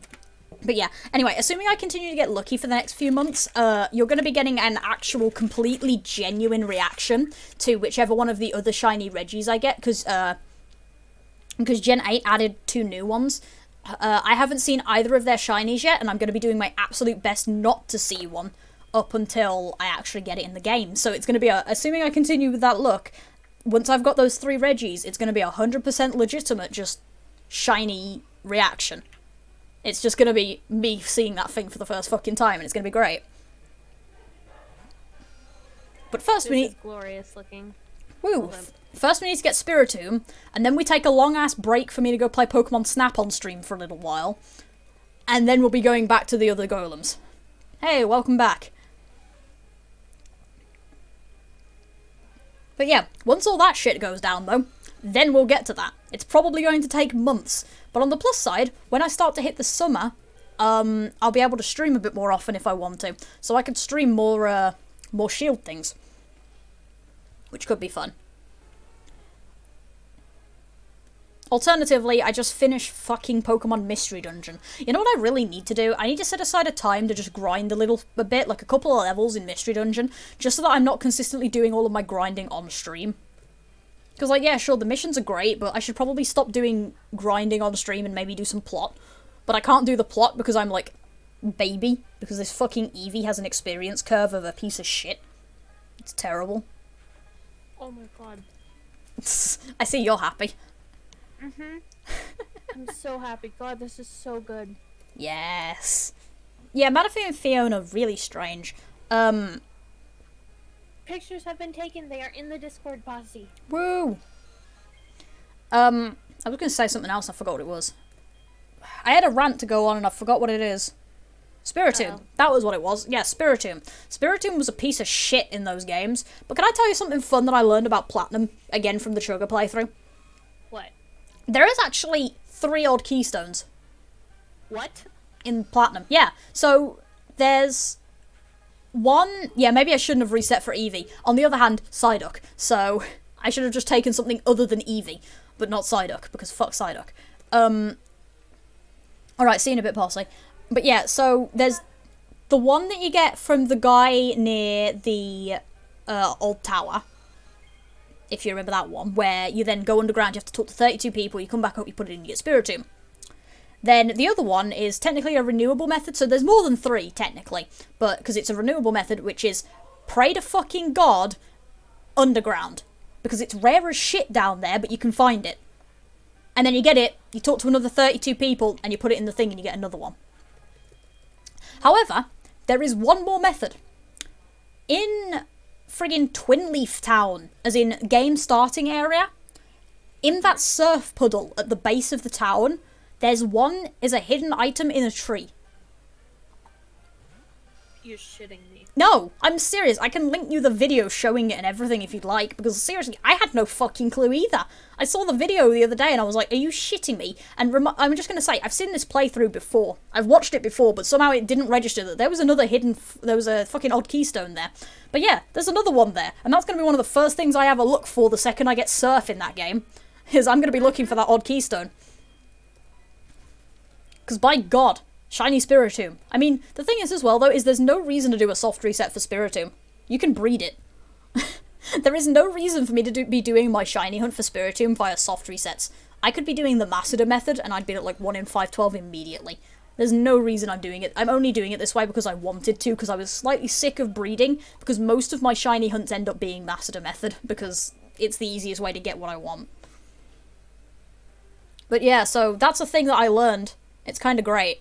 No, there's one in Diamond and Pearl, I think. But I don't remember how you get the Diamond and Pearl one. I think it's just the fucking underground.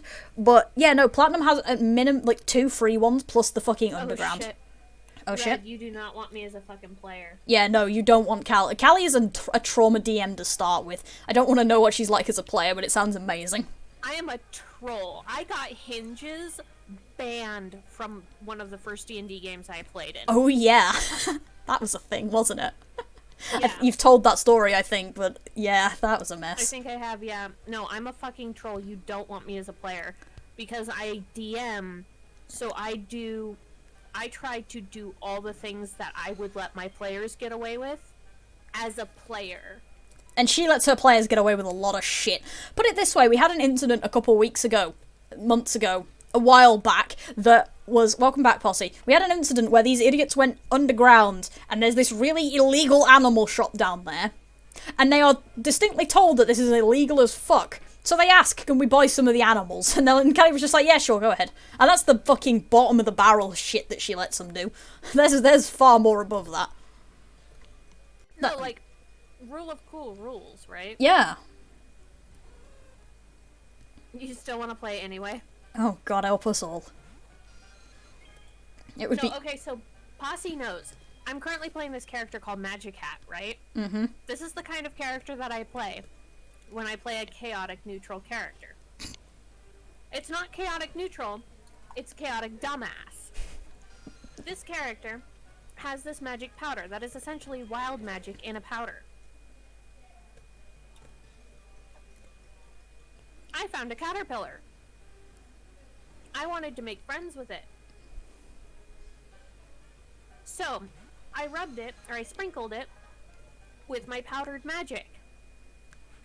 It grew 8 additional caterpillars out of it, turned very, very hairy, and became a spider caterpillar. This was my new best friend.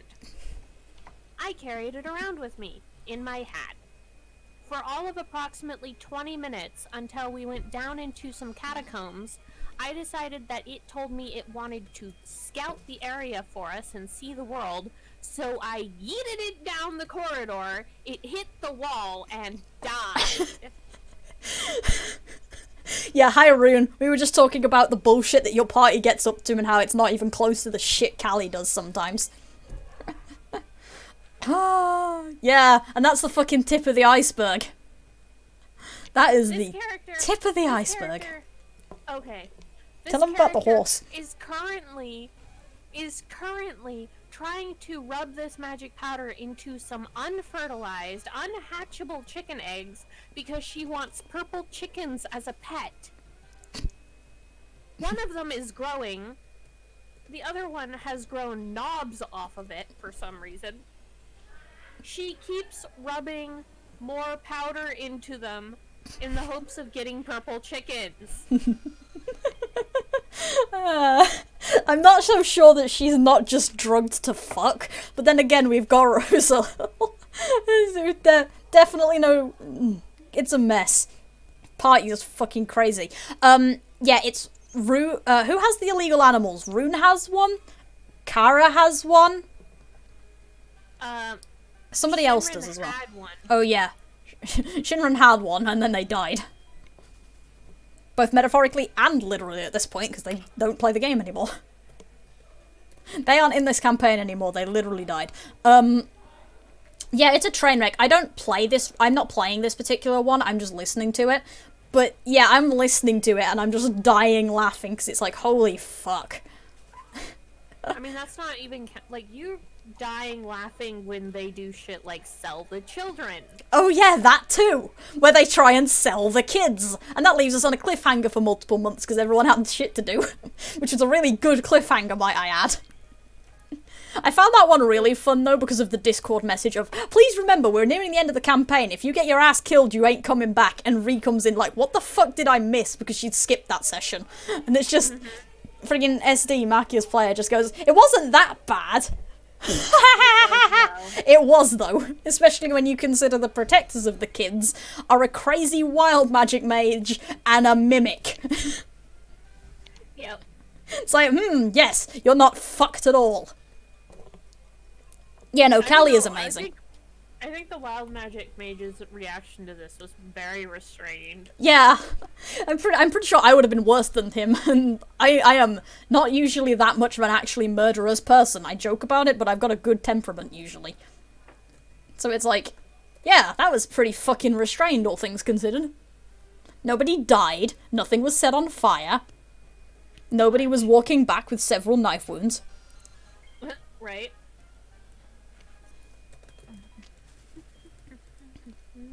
This game is fucking absurd. Wait until you guys get to the next game. I know, I'm terrified, I love it. It's gonna be amazing. The even best part is the fact that I get to play that one, and the thing that's the worst part is the fact that Kali absolutely adores my character. And this is a problem because she tends to traumatize those ones. I traumatize all characters equally. Just some are more equal than others. I was about to say, are you sure about that? God. It's gonna be a fucking disaster and I can't wait.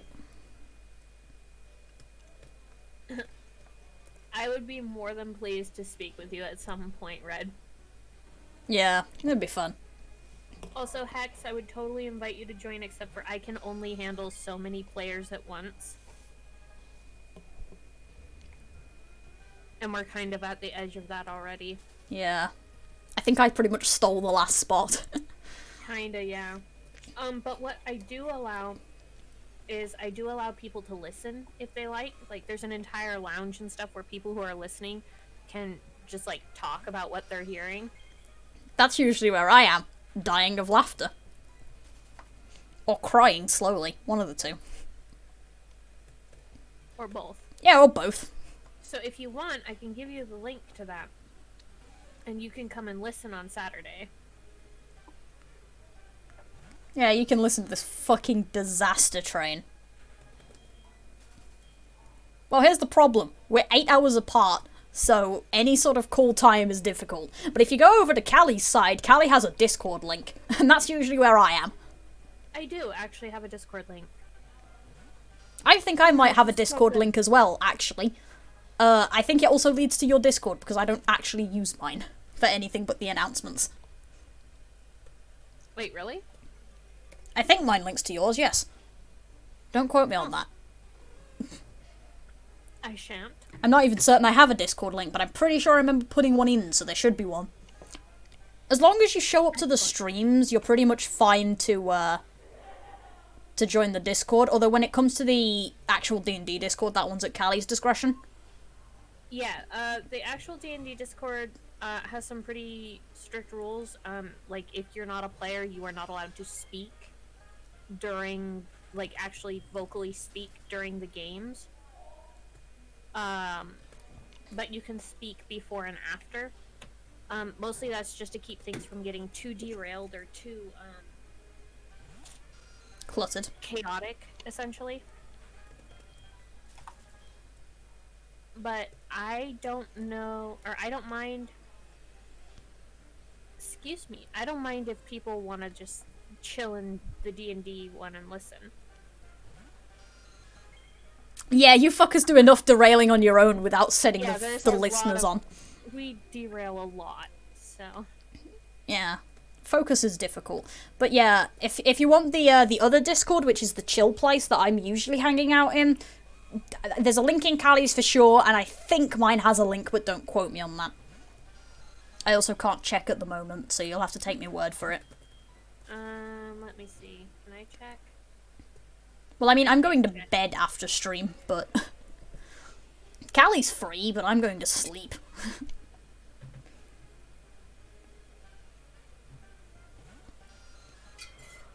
Kali's free because it's only like fucking like midday. 1:20 in the Yeah, afternoon. I was about to say, it's like basically midday for you. Yeah. 8-hour time differences, all hail. Also, that Yumble was fucking fantastic. Woo! I want one now. Thank you so much, Posse. I'm fucking jealous now. I think I need to create a new role or something called God of the Stream, and Posse earns that title for right now. Just simply due to the fact that you got food out of it. I did! Yeah, that's fair. Really good. I haven't had a Yumble in years. Don't fuck up your sleep schedule. It's not allowed. Kali actually streams on really good European times, because she streams morning time. Yeah, I actually did set up my streams and stuff so that I would be able to be more available for European people, because when I was first starting, the majority of the people that were watching me were European. Yeah, and it was like midnight sometimes, and it fucking sucked, because I'm like, shit, I can't come here. And it's still a problem with Dow when he ever gets off his ass and streams when he's not being eaten by Amazon. Yeah. No, don't fuck up your sleep schedule. Callie will get disappointed in you. Trust me, she does it enough with me. Yeah, don't fuck up your sleep schedule. We can talk tomorrow. Like, literally, I will be awake starting at like 7:30 my time, which is fucking like 2 p.m. your time. Around about that, yeah. Or 2:30 your time. So there is plenty of time for us to chat. Yeah, you just show up to the chat and exist there. It's great. Mm-hmm. No! Oh no. All of you people are Azure, causing me physical pain. Why do you do this? Azure, no! Azure! Go to sleep!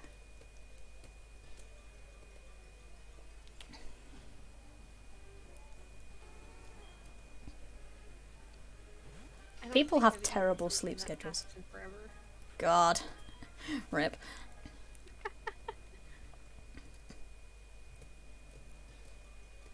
I gotta see if there's like a Cafe Yum somewhere near you, so that when Yeah. you do end up getting, I can just send you a Yum Bowl. I was about to make a joke of, do you actually know where I live? And it's like, yeah, no, you do, because you know where my uni is at least, I'm pretty sure. You know what my uni's name is, so you can find it that way. Actually. You don't, really? I know I've mentioned it a few times in the chat. Although, to be fair, the main time I've mentioned that was I mentioned it to Ree, because Ree went hunting for the student services for this uni, and found it in like 30 seconds. It was kind of terrifying. Well, that, and basically, you've pretty much given the impression you'd prefer that information not be super out there, so anytime it comes up, I kind of just blot it out. Fair enough.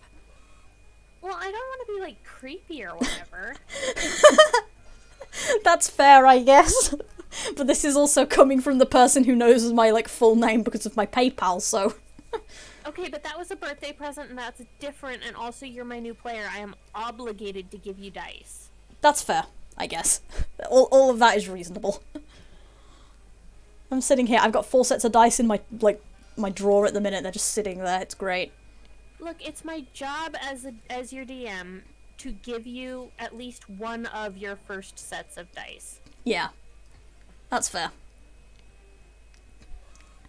Yeah, the person who gets to play baby's first D&D game for me, which is going to be really great considering the rest of the team knows what they're doing. I'm going to be sitting here double checking shit all the time. Consider I was their DM for their first games too, for everyone except for Ree. That's fair. And Rune. That's fair. And you've heard stories of their Oh, first hey, games. Radio Demon. Thank you for the follow over here. Hey, thanks, Radio Demon. Well, the problem with borrowing your dice is the fact that I'm fuck all forever away from you at the minute, and I didn't start joining this campaign until, I'm pretty sure, after we broke up because of COVID, so it would have been a bit difficult. But now I have a lot of dice and they're very pretty. One of them is even specifically coloured for my character, which is good. I get very hype about those dice, they're so good. I still need to finish... I need to get you a red set to go with the tears of blood you're gonna cry. Honestly, yeah. But yeah, one thing that's great though, I need to sit down at some point and test out that fucking Steam game. I've been meaning to for weeks, and then coursework happened and other shit happened, and I just haven't done it yet. But I'm gonna do it at some point and make Annabelle's model so you can actually maybe, like, see this character instead of just the fucking strange, like, faint design. Yes! Oh, Sparkly I math figured rocks go out- clicky clack, they're great. I have figured out, or I found a tutorial on YouTube for how to make animal ears Ooh, in that program. excellent. It's a shitty workaround, but It's a shitty workaround, but you can do it. I can do it. And so I think I might try at least partially doing a model of Kali, like the little cat girl, Yeah. the little calico cat girl, in VRoid. Excellent. And I think I just broke red. So I do art stuff sometimes. Quite often. If you're on computer and you scroll down, you'll see an entire collection of my emotes, for example. If you're on Kali's channel and you scroll down, I drew the tip jar. And I draw quite a bit now. I've gotten better at it. Currently, my graphics tablet is fucked up for no apparent reason because I think the pen has a broken connector or something, so I can't draw at the minute unless I get a new pen or figure out what the problem is. One of the two. Which is great. But, on the plus side of all this situation, though, is, Kali found a little 3D modeler that doesn't seem that resource intensive, so I might be able to actually use the damn thing. I'm gonna try it out at some point, and assuming it doesn't instantly cause Yvonne the laptop to explode, I will be making a model for my D&D character, because originally I was drawing it, but I can't draw properly, and it's a bit of a pain in the ass. I can see it in my head what I want to see, but I can't fucking draw it. Oh, son of a bitch. So I'll see if I can model it for you instead. Although it won't have the correct outfit. That's Fuck. Pokemon. Fuck? Fuck. Problem? I fucking muted my Streamlabs. Didn't unmute Muted Streamlabs? you. Well, I muted my Streamlabs. The hotkey that mutes Discord unmutes my Streamlabs, and then I blew my nose directly into my mic. So you blew it... I didn't hear it, but you blew it into Streamlabs. I blew it into Streamlabs, and now all of my viewers just...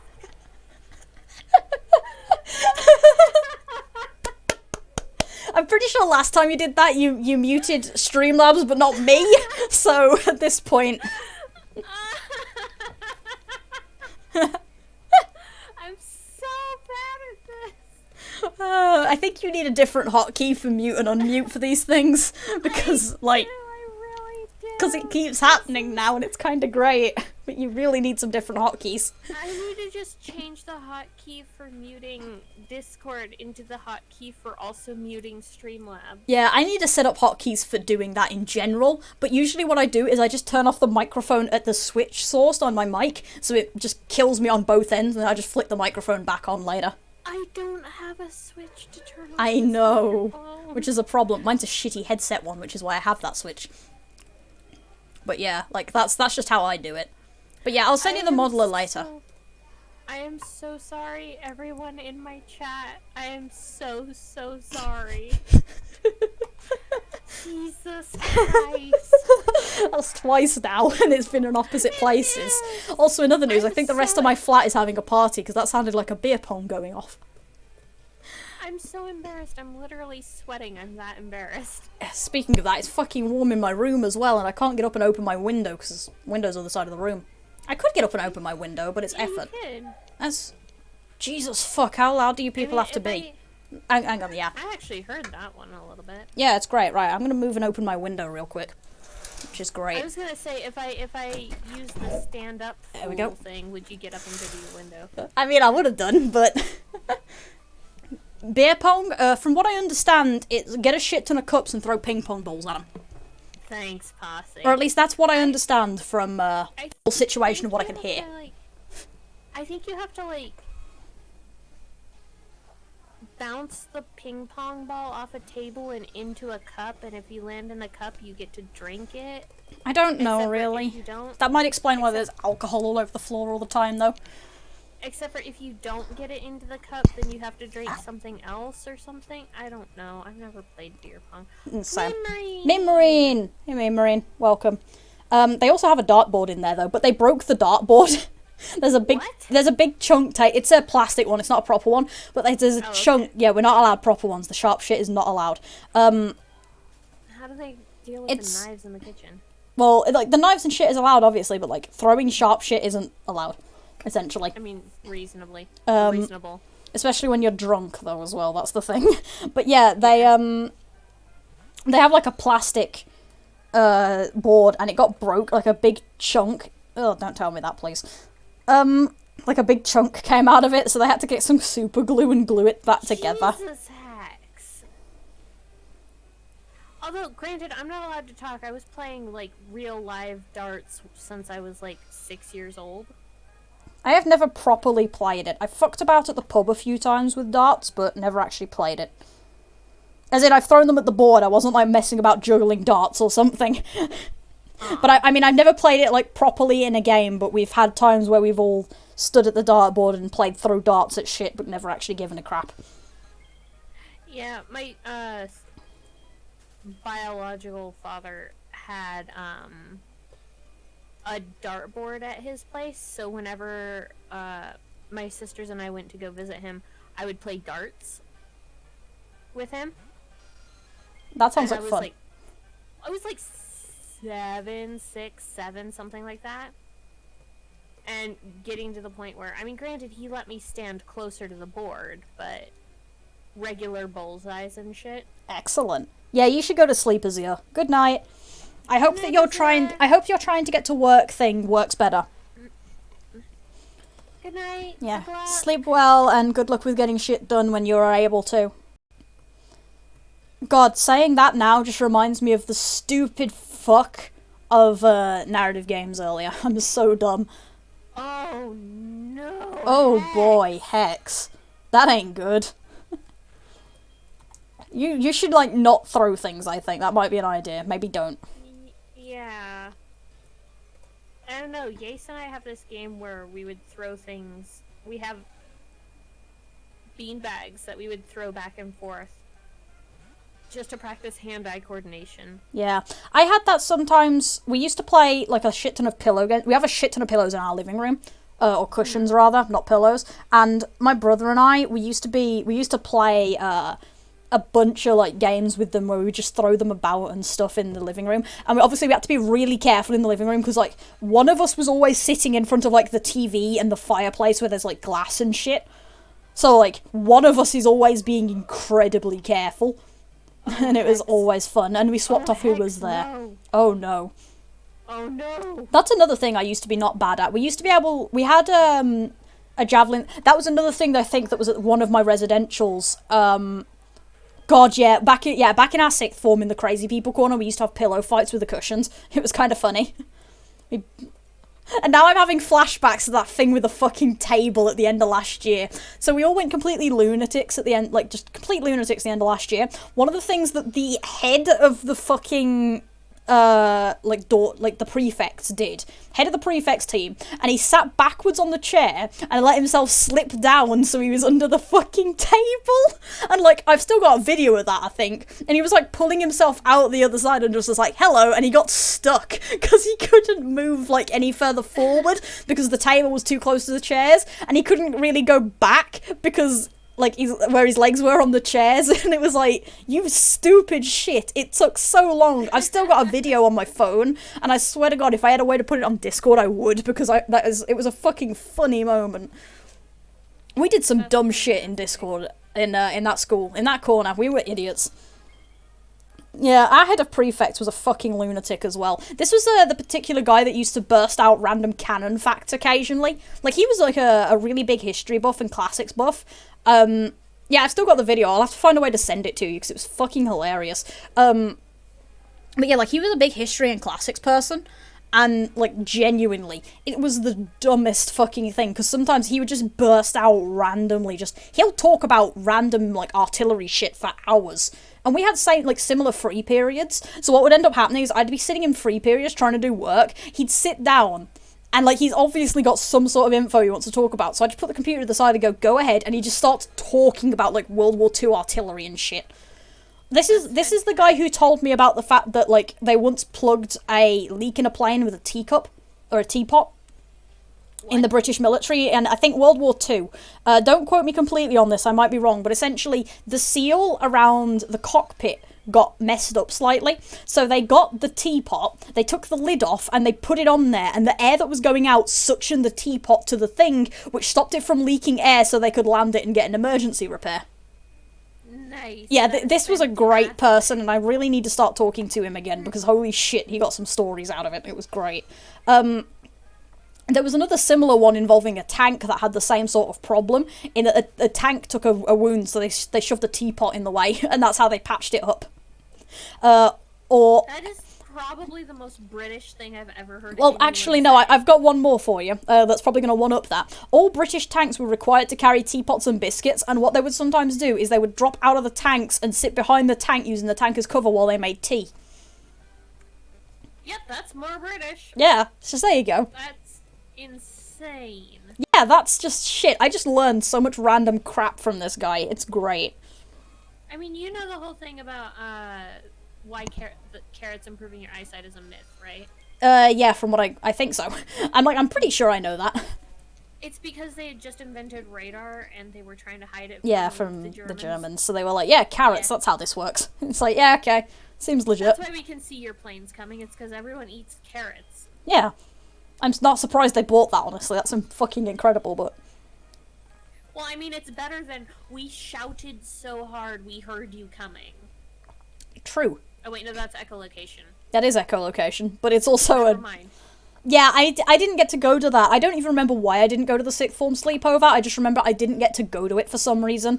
But yeah, I absolutely missed out. There was some shit happening from what I understand. Fucking sumo, oh my god, you lunatics. Which reminds me, I still don't...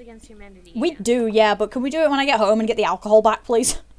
Can we wait until, like, June so I have my alcohol again? Because otherwise I have to go raid the kitchen for alcohol, and I don't want to do that, and I don't want to go shopping for alcohol either. Although I do actually have ID. Do you want to just do it on my birthday? We could do that. Yeah, we could do that. I was sitting here for a moment and went, wait a minute. You got stepped on, rip. Clearly you just don't sleep at sleepovers, that's how it works.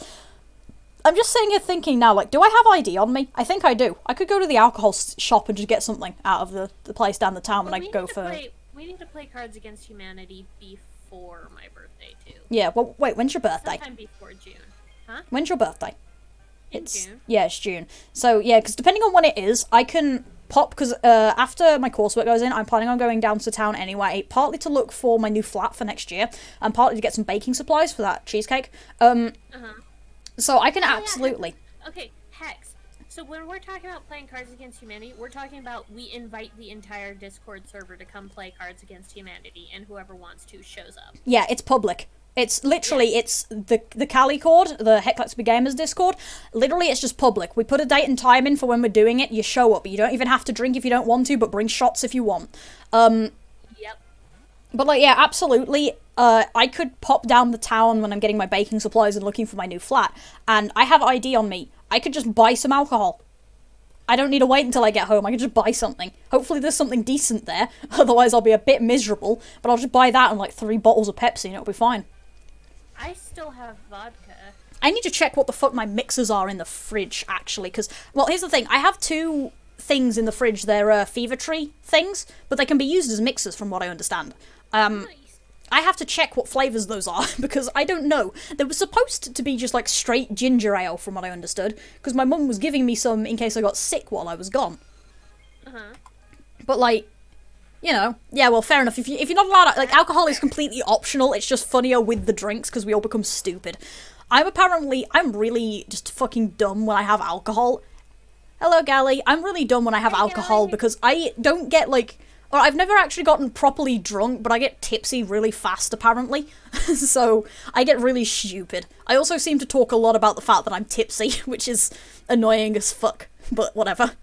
I don't even... That's normal. Yeah, I just talk about it a shit ton. Although, to be fair, part of the reason for that one, at least that first one, was the fact that it was, like, first time properly doing anything to do with alcohol. So I was still getting even used to the fact that I was tipsy. Like, this is a no pressure... No pressure zone. Zone. Like, if you don't want to drink, don't drink. If you can't drink because of reasons, then we will completely, like, support you in that, whatever. Yeah, literally it's just, we show up and do Cards Against Humanity, alcohol is optional if you want to have a bit more of a laugh. But even then, you're probably still getting just as much of a laugh as we are because you're listening to a bunch of drunk idiots play cards. So, you know, either way you're winning. Actually, it's probably better that we do it while I'm at uni. I don't have to deal with shitheads being a pain in the ass because I'm drunk and a bit loud, or tipsy and a bit loud. Yeah, that's a good point. So yeah, next time when I go shopping for baking supplies, I'm getting alcohol, apparently. Okay. Just get something that'll go with your mixers properly. Do not get tequila. Yeah, or figure out what the fuck goes with my mixers. I still don't know what they are, honestly. I need to check. If I can't, though, I just get rum and a shit ton of Pepsi and do that. Although, to be fair, I also don't have any shot glasses, I don't think. So I'd have to steal some from the flatmates. Because they have these little plastic shot glasses. That is completely fair. Yeah. I don't drink often. I have to be careful with mine because I'm pretty sure alcoholism can be, like, it is, we're not allowed to, you're not allowed to stream it. You can't, drunk on Twitch isn't allowed from what I understand, so you can't stream it. But we do it, like, publicly in the Discord instead. Yeah. Plus it's, like, a big thing and not everybody wants to be live on Twitch, so. Yeah, we all do it in voice chat so that people can read out their cards and shit. Yeah, whoever is elected the Card Charizard, also known as the Card Czar, they have to read the black card and all the white cards if they can. Obviously, if they're not using microphone, they don't have to, but it's preferred that you read it out. Someone else to read. Yeah, they elect somebody else to read the cards for them. So the alcohol like party still continues on while we're using the online version as well. Yeah. There'll be a link put in the chat when we start it with the password and everything for how to deal with it. But yeah, whoever the cards are reads their cards. If they can't read the cards, they elect somebody else to do it. And obviously if people are slightly drunk, then that's just more funny because it's a bunch of idiots being a bit more giggly than normal while they talk. Really? From what I understood, drinking on Twitch streams wasn't allowed. From what I understood, but that's like Will's entire shtick. I mean, like, drunk. He doesn't, but, no. like... Yeah. Okay, then maybe it was an old rule and it's not there anymore. From what I understood, it wasn't allowed, but maybe I'm just talking out of my ass. But the other point of not everybody wants to be on Twitch, still stands, yeah. Yeah, it's really fun, to be fair. We've only done it, like, 3 or 4 times. I think I was drunk both. But yeah, anyway, like, I have to be kind of careful because, like, alcoholism can be, like, genetically, what's the word? Predisposed. Yep, that's it. Predisposed, and as much as I don't necessarily want to go straight about possibly alcoholic parents, you get the point. Possibly I have a decent chance of having that problem, so I want to be careful with my drinking. Just so that I don't end up alcoholic. Reasonable. Yeah, but, like, to be fair, since my 18th birthday, I've had, like, 3 or 4 proper drinks, and then occasionally I'll just have, like, a small glass of something before bed, and that's usually when my mum shows up and goes, here, have this, it'll help your throat or something, because I'm sick. Which is what happened right before I came back to uni, actually. I had a messed up throat. Yeah, that's exactly what I mean. I didn't actually realise that you could have, like, a proper, like, genetic predisposition until recently. Like, I'd heard about it, but it sounded like absolute bullshit, so I googled it, and I was like, oh, never mind, that's real. Time to start being really careful, then. So, yeah, like, I was like, yeah, okay, I'll just, maybe be a bit more careful with that. But, yeah. Yep. Jesus fuck, somebody just knocked something over. Already kind of keep an eye on that stuff anyway. Yeah, like, even if you've not got a predisposition towards it, you should absolutely be careful. It's just how it is, but yeah. Also, somebody just knocked something over, I don't know what it was, but it's very possible that that was the dartboard again. Which, rest in peace, that thing. But also you get a one-fingered salute for that being really loud, thank you. We didn't hear that one, I didn't think. Thank God. Yeah, I usually use a shot glass and I do like a shot and then Pepsi, or 2 shots and then Pepsi, but it depends on what it is. I think, literally, I think the strongest I've had is I've had about 4 shots, and that was across 2 drinks. because it was 2 sets of double shots, so 2 drinks, 2 double shots. And that was how and that was like, I think, the strongest that I've gone, and it wasn't that strong of a rum either. I made a mistake once. Uh-oh. Oh, I accidentally half a bottle of Grey Goose. Okay. into drinks. Oh. Because I wasn't paying attention to how much I was actually putting in. Oh no. And it was really fucking tasty, and I drank it in about 45 minutes. Oh no. It was not a fun time. Yeah, it doesn't sound fun. I need to get some sort of shaker cup or something, because yeah, I just use shot glasses. I'm now really curious as to what the hell these fever tree things are. I don't even know technically if they are mixers, but I'm pretty sure my mum said something about them being like a mixer thing anyway. Or it's like this specific brand tends to be used as mixers, but I can't remember. You know what, fuck it. Y'all can stare at the Nidoran for a sec while I go open my fridge. Okay. Y'all get to stare at this Nidoran, and I'm gonna get my fridge. Ow. The whole point is that you have to try multiple times. Right, what the fuck are you? We have Italian blood orange. This one's a soda, actually. And a tonic water, which is sweet rhubarb and raspberry. Okay, you need vodka with those. Excellent. Never had vodka before. That's definitely gonna go over well. Clinking glass bottles as I put shit back in my fridge. No, you definitely need vodka with those. That's gonna go over so well, because I have no idea how fucking vodka tolerance translates. So, that's gonna be fun. I mean, it's basically rum, except for not. That's fair. Vodka doesn't hit that hard. Oh, so fun story. Kali and Rune had to work together to teach me how to play fucking cards the other day for D&D, and it was kind of great. And it was actually blackjack. Yeah, it was blackjack. Shit, my boot is getting fucked up. The seam is broke. Blackjack That's a problem. Is fun. Yeah, literally they were having to teach me how to do it, and I'm sitting there with like an article open on how to play it as we're doing the D&D stuff. It's kind of great. Oh, yeah, no. Like, Do not drink it straight. Don't drink straight vodka. That sucks. But mixed vodka is delicious. Yeah, so what I want is like a smallish vodka bottle and some sort of rum, and then I'll just buy a shit ton of Pepsi and we do it this way. I'm gonna walk home with so much shit. Into those things that you were just talking about. Yeah. Because then it's just basically alcoholic soda, and it'll just taste like the soda. Excellent. This is definitely not anywhere risky, but whatever. I'll live. Meh. Wait, was the second thing alcoholic, or? No, neither of them are alcoholic. Okay, yeah, you're fine. They're just sodas. But I just mean that if they're not gonna taste like alcohol, I might have to be a bit more careful, but be careful well, it anyway. depends on the amount of alcohol you put in. That's true. Time to steal the shot glasses. Yeah.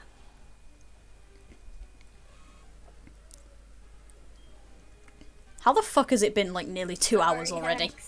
I just looked up and it's like, what the shit? What happens when we bullshit? I mean, yeah, that's fair. You know, I swear I had like another topic I was going to talk about and I've forgotten completely what it was. It's not in my notebook either, so it's not like I can check. But like, honestly, I kind of prefer when we have a natural progression from one of them. This started when I was talking about the poffins. Like, holy shit. Welcome to the daisy chains that we can go on. Stretchy, stretchy. I mean, oh, is there a stretchy stretch? There is. There is. Hell yeah. I should probably name that Stretchy Stretch and not Stretchy Stretchy, but I liked Stretchy Stretchy. I like Stretchy as well. I need to think about getting new boots, though. You named yours all cute things or something. They're just named like a fucking idiot named them, which isn't wrong. No, I mean, like, you named them all cute and stuff, and mine are just like, herp derp, I'm professional or whatever the fuck. Yeah, I was going to be professional, and then I stopped giving a shit about 3 minutes in. Which is why Drank exists. Shoutouts to that. Hell yeah, Drank. And we got I was about to say, yeah, I think Posse just redeemed a stretch, so stretch again. Yeah. The thing about this is actually I do those differently as well. Stretchy, I sort of like grab one hand around my wrist and do like the pull thing that you do, like when you're doing warm-ups. Whereas a stretch, I just kind of put my arms over my head and just stretch that way instead. So exactly what I do. we do them. That's hilarious, because I just thought it was funny to mention, because it's like, I do it differently depending on whether it's a stretchy or a stretch. Because, like, a stretch is a big thing, and a stretchy is kind of like a pulley thing. It just it sounds different, so you do a different thing. And it's just like, okay.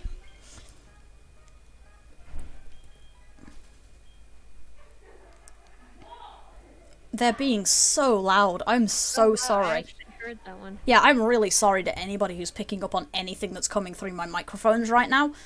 I am so sorry. But this is what uni is. It's either, to be fair, I either get this or I get the bullshit at home, but at least home is usually quiet. Like, about the most disturbed that I get is mum shows up sometimes with, like, a mug of, like, a drink of some sort. Like, usually it's milk, because I will drink that before bed usually. It's like, she'll just show up with a mug of that and, like, slowly reach across my computer screen and put it on the table. Or she'll come in with a hot water bottle and, like, thump it on the bed slightly. And that's about the most noise that happens in my streams, which is nice. To be fair, at least my parents do know that I'm streaming, even if they don't... The best part is they don't remember, which is always fun. But these guys don't, I think, even know that I stream, so I can't really blame them too much for being loud. Right. But well, yeah, it's not like you'd want to tell them anyway. Yeah, exactly. But yeah, like, on the end of, like, my mum, like, she doesn't remember, and she has a sign on my door that was telling her when I had classes, so that she knew if she had to wake me up or not. Every single time that I streamed, I'd go downstairs, refill my bowl, poke my head in, and say, I'm going to go stream now, to remind them. Literally yesterday was Pokemon Society. I have been away only since Saturday, and I was in Pokemon Society last Wednesday. I was talking in Society, I was texting my mum about something, and I got a phone call from her because she wanted to answer me.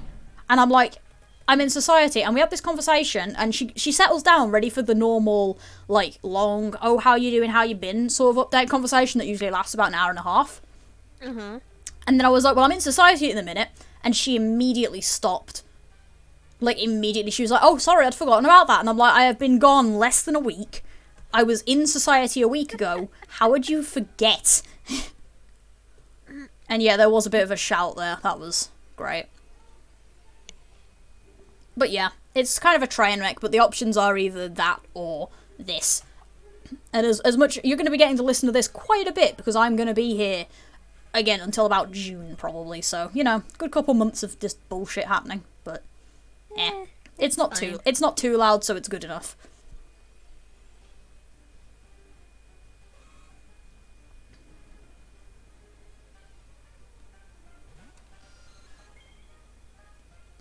Yeah, as long as it's not, like, super duper loud, then I'm okay with it. It's just that, like, if you could hear it really clearly, I'd have problems. And probably also start turning down my mic inputs and stuff, despite the fact that it would definitely eat shit on my own audio. But, like, if it's just, like, occasional vague sounds of shouting and stuff, it's okay. Well, it's getting a little louder, like they're getting more into it or whatever. Yeah, because if you want, since we're almost at 2 hours, do you want to just, like, wind up? I'm okay to keep going, to be fair. I don't mind too much, but if we're both getting to a point where we're both decent to settle, because I know you usually end on the round numbers anyway, so. Man, 710. I'll keep going until 400. Yeah, that works. 30. Yeah, and that'll take us a bit over 2 hours as well, so that's fine. That works. Mm-hmm.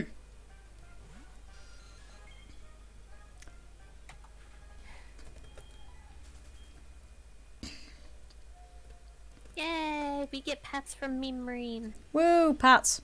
Pats are good. I need to think about getting a new pair of boots, because like I was just saying, I sat down there to go into my fridge. The seam on one of my boots is a bit split, and it's pretty bad, actually. Like when I, like, walk a bit, it will, Yeah, they're probably playing darts, so that's somebody probably got a decent score for a drunk person. So that's probably what happened. But yeah, the seam is split slightly, which is just great. Like, these aren't that old, but whatever. Yeah, Hex, I know. Yeah, it's really bad. I'm sorry. I swear down, Kali can only get shinies off streams or something, like off screen, because both of your shinies so far have been off stream. They really have. It was quite funny as well, because another thing I was actually thinking for Diamond and Pearl is shiny races could be fun.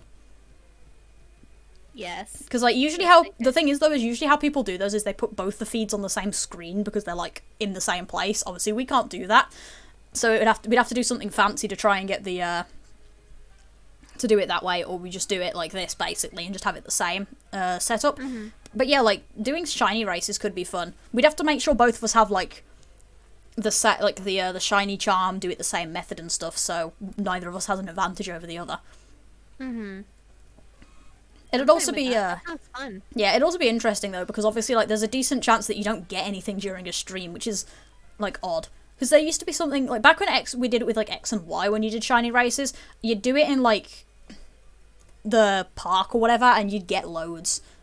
And like it's Friend Safari, it's called. It's like a shitty safari zone. It's terrible, but whatever. Worked very well, and it had decent shiny odds.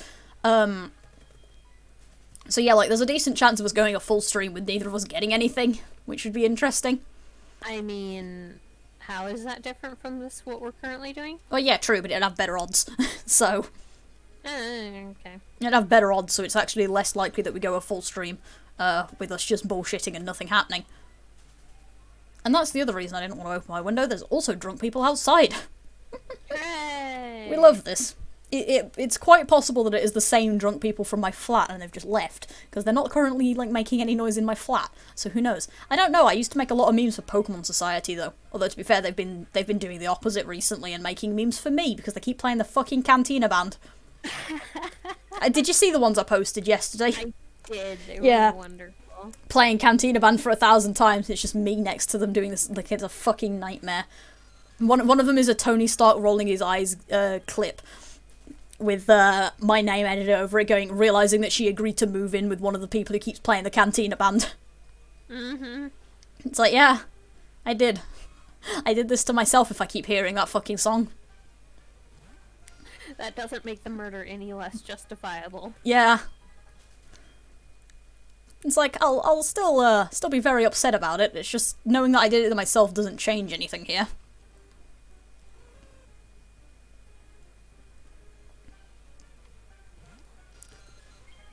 I'm slowly coming to the conclusion that I'm running out of topics. Pretty much like the only other thing I have to say is that at some point I really need to sit down and just grind out some levels in Mystery Dungeon, but I kind of said that earlier. Like, that's basically it at this point. Yeah. Either that or a review of my dumbassery during class earlier, but nobody really likes hearing about my dumbass being a dumbass in class. Meh. It was literally just, I thought I had to do 2,500 words for this piece, and I was at 1,000 words. And I'm like, how the I had one piece to do? No, it's 1,500 for the main piece, 1,000 words for the side piece. So I've got 500 words to do the one thing, and then the side piece, which is another 1,000. So I was like, oh, whoops. And I'm having this flap attack in front of like 3 people from the class and my teacher. So that was fun. Yeah, but like I said, at least your teacher, or shows your teacher that you actually are taking this seriously. That's just you being you, yeah, being unable to read the fucking handbook. Now, to be fair, that is actually reasonably me, not reading what the fuck handouts we've been given out. You say that like I wasn't this fucking stupid when I did my coursework at A-level. No, I got the sarcasm, to be fair, but you say that like I'm not this stupid when I was doing my A-levels coursework. Then again, to be fair, my A-levels coursework was a train wreck for a lot of different reasons. One of them being I did basically nothing for the first half of the first year for the history. And then the first half of second year for both history and English, I did very little, due to the fact that I was speedrunning doing my EPQ and writing a novel. Because it was like... Pats. Yay, Pats! But yeah, I was speedwriting a novel, so I just kind of didn't do any coursework, because every coursework period I was doing, I was writing instead. It was a mess.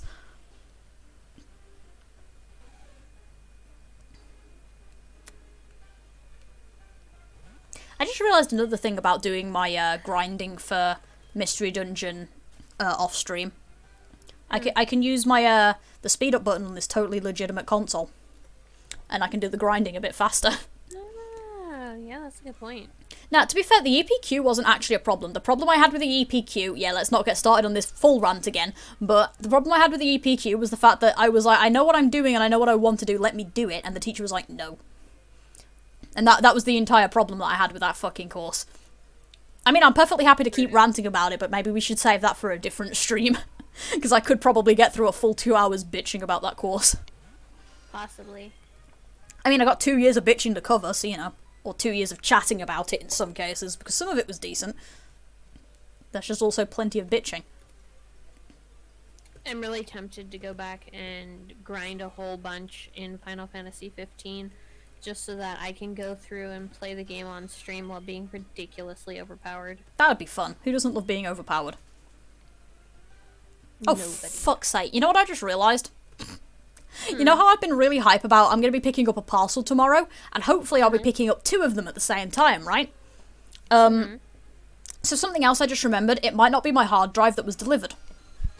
Oh? Because, so obviously the compressed air is hopefully coming tomorrow, and hopefully coming in time enough that I can pick it up.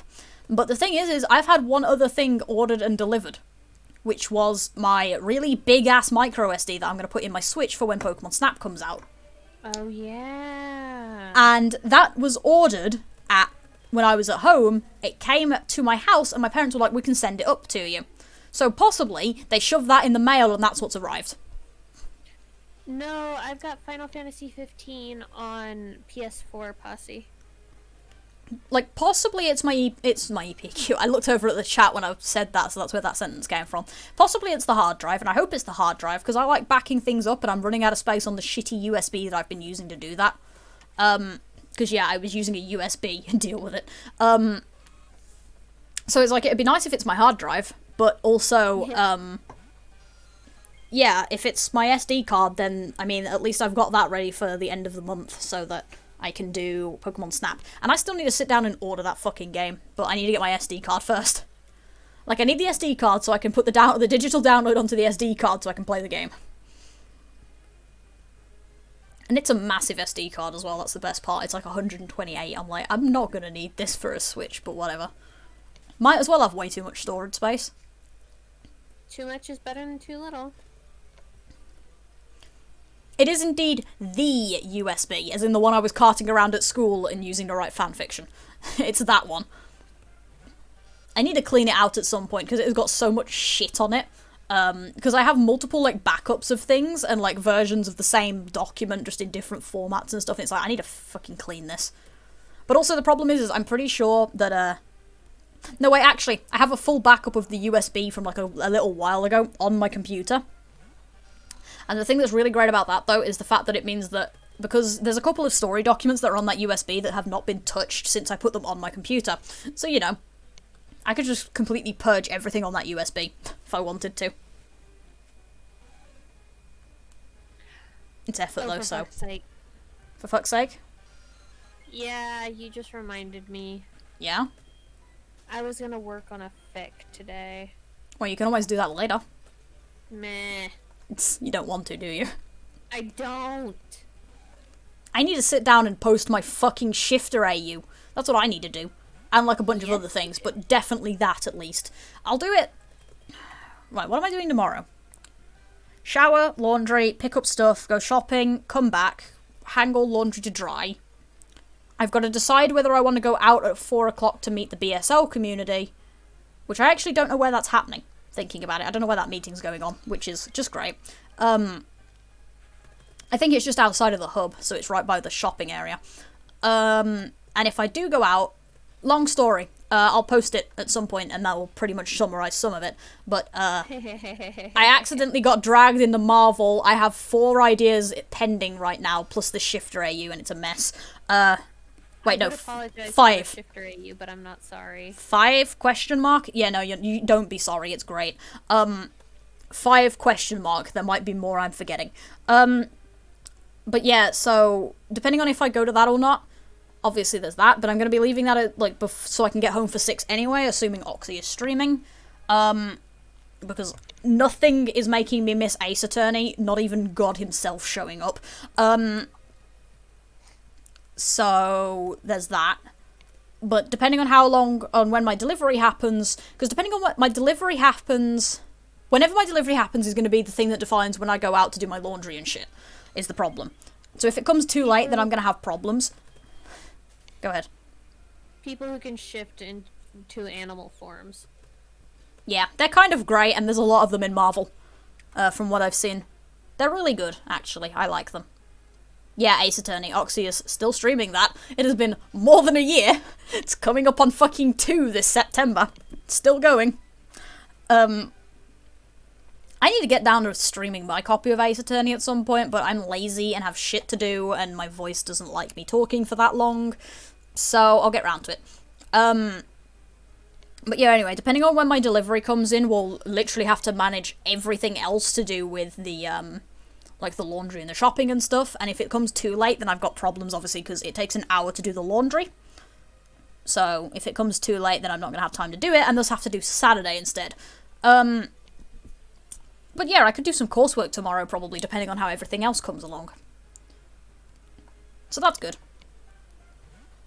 Because if I get coursework done, because I'm now 3 out of 6, if I can get my script coursework done, I'm 4 out of 6. I have 500 words plus the 1,000 word reflection for narrative gains, which will make me 5 out of 6. And then the last thing to do is building the world, which is 2,000 words plus a 1,000 word reflection. And I've done none of it, so, you know. But then again, I've also got like 3 weeks to do it, so. We have time. Laid out like that really shows like how little I have to do, actually. Like, it sounds like a lot. Because it's like, what? 5,000 words? You okay? I accidentally attacked a thing, Oh. which means I get XP. Oh no, not the experience. We don't want experience. You level up and things get fucked up because it's hard to catch. Mm-hmm. I'm beginning to think I might want to give you permission to go catch something else to use as a catch bot, in case you need it. Because, like, you might need that. Oh, I'm at 750 actually, so I can hang up while you do your last 2 encounters. Alright. But yeah, also Great Ace Attorney, that's a thing. But yeah, like, it's, what? 750 word review, 1,500 words for the combined for narrative games, drank, and then 3,000 words. Drank. So it's what, a little bit over 5,000 words? That's, like, a chapter of SEW. I have a fanfic chapter to write for my coursework. Essentially. That's not that bad, actually. Yeah, like, laying it all out as, like, separate pieces, it sounds like a shit ton. But, like, I have essentially a fanfic chapter's worth of words to write. Like, that's not that bad at all. Anyway. Since we are coming to a conclusion, thank you everybody for coming and watching. I'm really glad that there's so many people showing up. I genuinely think 9 views is, like, the most people I've had in a stream before, which is kind of great. Thank you to Alexander Alabaster, aka John, for the follow, and thank you Radio Demon Hex for the follow as well.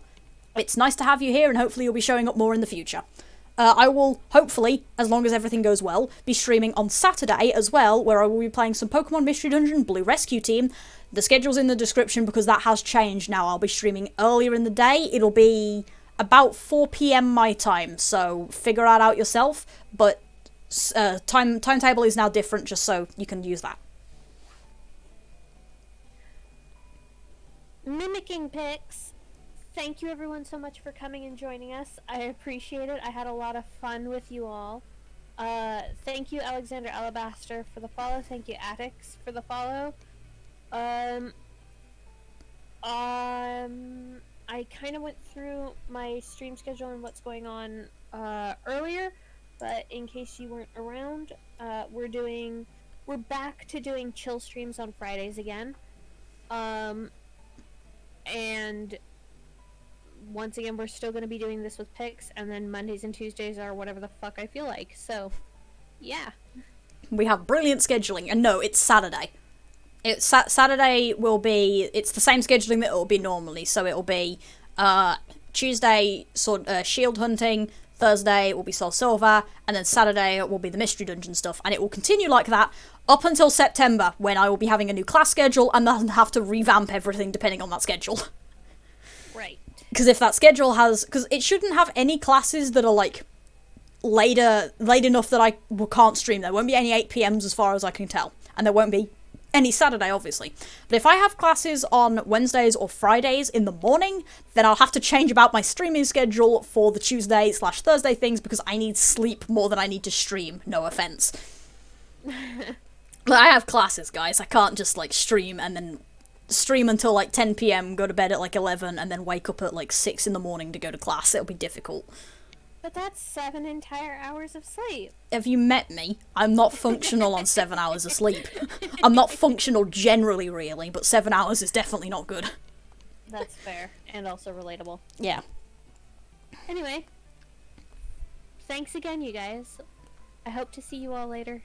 And, you know, like, tomorrow or something. Yep, and I'll be seeing everybody else Saturday, assuming everything goes absolutely wonderfully. I'll see you then. Alright. Bye. Bye.